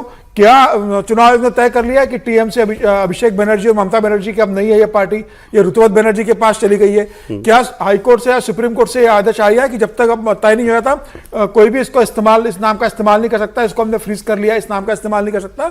शुद्ध गुंडागर्दी है ये। और मुझे लगता है कि पश्चिम बंगाल के मुख्यमंत्री शुभेंदु अधिकारी को देखना चाहिए। वो खुद टीएमसी से आए हुए, टीएमसी के संस्कारों को लेकर वो भारतीय जनता पार्टी की सरकार ना चलाए, वो भारतीय जनता पार्टी के संस्कारों की जो सरकार चलती है उस तरीके से काम करे। मुझे लगता है बहुत आपत्तिपूर्ण है और इस तरीके से मुझे लगता है कि वहां की सरकार को काम नहीं करना चाहिए। छवि आपकी खराब होगी, सिंपैथी अभिषेक बनर्जी के साथ जुड़ती चली जाएगी और आने वाले समय में जनता को लगेगा कि भाई हमने तो वोट देकर इनको हरा दिया था, उसके बाद भी राज्य सरकार इनके पीछे पड़ी हुई है। तो मुझे लग रहा है कि राज्य सरकार देखे, भारतीय जनता पार्टी का संगठन इस बात को देखे और संघ भी पश्चिम बंगाल का इसमें हस्तक्षेप करे और बताए कि इस तरीके से राजनीति नहीं की जाती। महाराष्ट्र में देखिए साहब, आपने कहा ये गुंडागर्दी है, महाराष्ट्र में गुंडागर्दी की धमकी दी जाती है। एक लाइन की सर, शिकायत हुई है इलीगल होर्डिंग लगी हुई हो। आप कह सकते हैं क्योंकि सरकार जब थी तो कैसी भी होर्डिंग लगा दो, कहीं भी लगा दो, किसी भी स्ट्रक्चर पर लगा दो, चलता है। आप दोनों नहीं कह सकते ना। आप कह सकते हैं कि अच्छा बीजेपी के इशारे पे नहीं होगा तो किसके इशारे पे होगा, जिसकी सरकार है। सवाल यह है कि अगर वो सब कुछ लीगल है तो आप अदालत में जाइए और कहिए कि नहीं हो रहा है। ये तो लीगल तो वो लोग भी जाएं अदालत में। नॉर्मली दो सांसद हैं वहां, दो सांसद खड़े हैं वहां, डेरेक ओब्रायन और अभिषेक बनर्जी खुद। सर फिर मैं कह रहा हूं, नगर निगम किसी भी जगह पर ऐसे ही कार्रवाई करता है। सामान्य व्यक्ति आके उसके सामने खड़ा हो तो हम लोग डिबेट नहीं करेंगे। डेरेक ओब्रायन, अभिषेक बनर्जी करेंगे। सांसद को धक्का मार के सीढ़ी से गिरा देंगे। मैं कहता हूं सांसद जाके लड़ पड़े, सांसद जाके सरकारी काम में बाधा डाले और कहेंगे ठीक है, नगर निगम तय करेगी क्या? सरकारी काम में बाधा सांसद डाले, ठीक है। एक मजेदार किस्सा तो सुनो सर। अभिषेक बनर्जी का बोर्ड तिरछा तो पुलिस प्रशासन नगर निगम चला गया। तो जो कलकत्ता का मेयर जो टीएमसी में, हाँ, जो भारतीय जनता पार्टी में आ गया है, अवैध संपत्ति में जिसने कब्जा किया, वहां देखने की हिम्मत तक नहीं है नगर निगम के अधिकारी की। पूरे बिल्डिंग वाला जो आपको ये उस पर कोई देखने वाला नहीं। ये वाला ठीक है, और सरकार जा रही है। तकनीकी लूपहोल तो कहीं भी निकाल सकते हैं। तकनीकी ही होता है। चलिए खैर सर, पॉलिटिकल लड़ाई तकनीकी ही तो होती है। महाराष्ट्र की खबर देख लेते हैं सर जल्दी से। महाराष्ट्र में आपको मालूम है ऑटो टैक्सी वालों को मराठी सीखने के लिए कहा गया था और अब उनको पहले 1 महीने का वक्त दिया गया। तो फिर बहुत सारे लोगों ने ये कहा कि साहब, कई लोग इसमें से बुजुर्ग भी हैं जो ऑटो टैक्सी चलाते हैं, कुछ लोगों को दिक्कत है कि भाई इस उम्र में नहीं सीख सकते नई चीज इतनी जल्दी, 1 महीना नहीं। तो अब उसको कुछ ने कहा 1 साल दे दीजिए, कम से कम 1 साल दे दिया सरकार ने। तो अब वो शांत हो गया मामला। अब इस पर एंट्री होती है उन लोगों की जिनको यही करना आता है, राज ठाकरे जैसे लोग। और उन्होंने अब उनके बेटे जो हैं वो उनकी राह पर चल पड़े हैं। अमित ठाकरे ये चुनाव तो नहीं जीत पाए थे ना, ये चुनाव लड़े थे विधानसभा, हार गए। ये कह रहे हैं मैं देखूंगा कौन सा ऑटो वाला मराठी नहीं बोलता, अगर मराठी नहीं बोलेगा तो पिटेगा। इनकी बयान सुना दीजिए। ह्या गोष्टीबद्दल मी काय बोलू? आमच्या निदर्शनात आलं की कोणी हिंदी बोलतंय किंवा उद्धटपणे वागतंय तो आम्ही मारणार। क्या बोला समीर जी? अगर कोई हिंदी बोलता है तो हम मारेंगे उसको। साफ बोल रहे हैं, मारेंगे जी, ये बोला है ना, यही बोला है। बताइए। अब मुझे जो देखिए, एक तो शिवसेना के उभार के साथ महाराष्ट्र में मराठी की अस्मिता का आंदोलन शुरू हुआ और इनडायरेक्टली उसके निशाने पर हिंदी थी। राज ठाकरे उसी आक्रामकता को लेकर चलना चाहते हैं। लेकिन मेरा एक दूसरा सवाल है, हम जहां जाते हैं वहां की लोकल भाषा सीखते हैं जरूरत के हिसाब से, और भारत इस मामले में अद्भुत देश है। थोड़ा समय हो तो मैं संक्षिप्त बता दूं, गणेश चतुर्थी महाराष्ट्र का सबसे बड़ा त्योहार है, आज पूरे देश में मनाया जाता है। डांडिया गुजरात का सबसे बड़ा त्योहार है, आज पूरे देश में मनाया जाता है। ठीक है सर। तो हम भाषा संस्कृति को अपनाने में हमेशा कोई नहीं, उससे कोई बैर ही नहीं है, लेकिन दबाव में नहीं होता है। हमने तो इस प्रोग्राम में कहा कि जिस राज्य में जाओ वहां की भाषा आनी ही चाहिए, अपनाना चाहिए। बिल्कुल, हम लोग अपना, वो तो समय मांग रहे हैं। मैं दूसरी बात, गणेश चतुर्थी ये मारेंगे। गणेश चतुर्थी में ये नहीं कहा जाता कि आप मराठी में ही गणेश की पूजा करो। भाषा संस्कृति को अपनाने की इस देश में परंपरा है। तीसरी बात जो मैं कह रहा हूं, जो हिंदी के प्रति उनका द्वेष है वो निहायत आपत्तिजनक इसलिए है कि विष्णुराव पराडकर के बिना आप हिंदी पत्रकारिता का इतिहास लिख दें? नहीं लिख सकते हैं, बिल्कुल। वी शांताराम के बिना बात कर रहे हैं, वो केवल आप हिंदी सिनेमा का इतिहास लिख दें? कहीं तो पॉलिटिकल जगह दे उनको, केवल मसला वो है, आप इतना पूरा उनको ज्ञान दे विजय रहे जी हैं, उनको बिल्कुल सुनना नहीं। पॉलिटिकल जगह लें, लेकिन कुछ तो कोई दुकान है नहीं उनकी, कोई जगह बन नहीं रही है। आप अपनी दुकान चलाने के लिए जानकारी सिर्फ बता दूं, जब राज ठाकरे जी को कांग्रेस के शासनकाल में गिरफ्तार किया गया था ना, तो उनके लिए केस लड़ने वाले 5 में से 3 वकील उत्तर भारतीय थे, हिंदी वाले थे। तो गलती किया, मैं सिर्फ जानकारी के लिए बता रहा हूं। सर आगे बढ़ते हुए सर 2-3 खबरें छोटी छोटी इंटरनेशनल की, लेकिन बड़ी इंटरेस्टिंग है। इंग्लैंड और पाकिस्तान का टेस्ट मैच चल रहा है लॉर्ड्स में, लंदन में, वो खबर लगा लीजिए। टेस्ट मैच के दौरान इमरान खान के दोनों बेटों को बुला लिया गया, लॉर्ड्स में दोनों बेटों को बुलाया गया, उनका इंटरव्यू हुआ, और टेस्ट मैच के ब्रेक में वो इंटरव्यू एयर होना था। ये देखिए, ये वो है माइक आथरटन कर रहे हैं इंटरव्यू, पूर्व कप्तान। इन्होंने भी चिट्ठी लिखी है पाकिस्तान के प्रधानमंत्री को, जैसे भारत के कप्तानों ने लिखी है पूर्व कप्तानों की, इमरान खान को रिलीज करें। इन्होंने दोनों बेटों को बैठा के इंटरव्यू कराया, सारी बातें उनसे सुनी कि क्या जुल्म होता है इमरान खान के ऊपर, और इसको टेस्ट मैच के ब्रेक में एयर किया जाना था, उसी चैनल पर जहां पर टेस्ट मैच दिखाया जा रहा है। पाकिस्तान ने धमकी दी कि अगर यह इंटरव्यू चला तो हम ब्रेक के बाद आएंगे ही नहीं खेलने, हम फील्ड में ही नहीं उतरेंगे। लेकिन इंटरव्यू भी चला, ये वाला इंटरव्यू भी चला। माइक आथरटर ने ग्राउंड में माइक से जो कमेंट्री लोग करते हैं ना ब्रेक में, वहां जाके भी बोला कि इमरान खान 73 साल का आदमी है और वो पूर्व प्रधानमंत्री जेल में सड़ रहा है, वहां खड़े होकर भी बोला, और पाकिस्तान मैच खेलने भी उतरा। धमकी जो है उनकी धरी की धरी रहेगी जेब के अंदर। सर कंगले सर धमकी देते हैं, जहां इनको 2 रुपया ज्यादा मिले वहां भाग के पहुंच जाते हैं। सर कहां आप कंगलों की धमकी अरे तो करते ना बॉयकॉट, मैं कह रहा हूं जब इतना बड़ा स्टैंड लिया था तो सर। और वैसे ही अनयूजुअल है कि स्पोर्ट्स चैनल पर इस तरह की चीजें हों। दोनों चीजें अनयूजुअल है, ये भी अनयूजुअल है, मतलब कि, और फिर इसको आप यूं भी देख सकते हैं, मतलब हम लोग तो इस पर हमेशा ही समर्थन करते रहे कि इमरान खान को जो जेल हो रही है, जुल्म हो रहे हैं उसके खिलाफ, लेकिन कोई मैच लॉर्ड्स का हो रहा, उसको आप एक देश की जो इंटरनल मसले हैं उसको लेकर इस तरह से करें, इसको मतलब यदि हम अंतर्राष्ट्रीय स्तर पर देखें अनयूजुअल है। हाँ, अनयूजुअल है। कुछ आप कोई कहेगा गलत भी है, हाँ गलत कहे या अनयूजुअल तो कम से कम कहेंगे इसको। और पाकिस्तान को भी उस तरह से रिएक्ट किया, पाकिस्तान के बहुत सारे लोग वहां पर प्रदर्शन कर रहे हैं उनके लिए, इमरान साहब के लिए।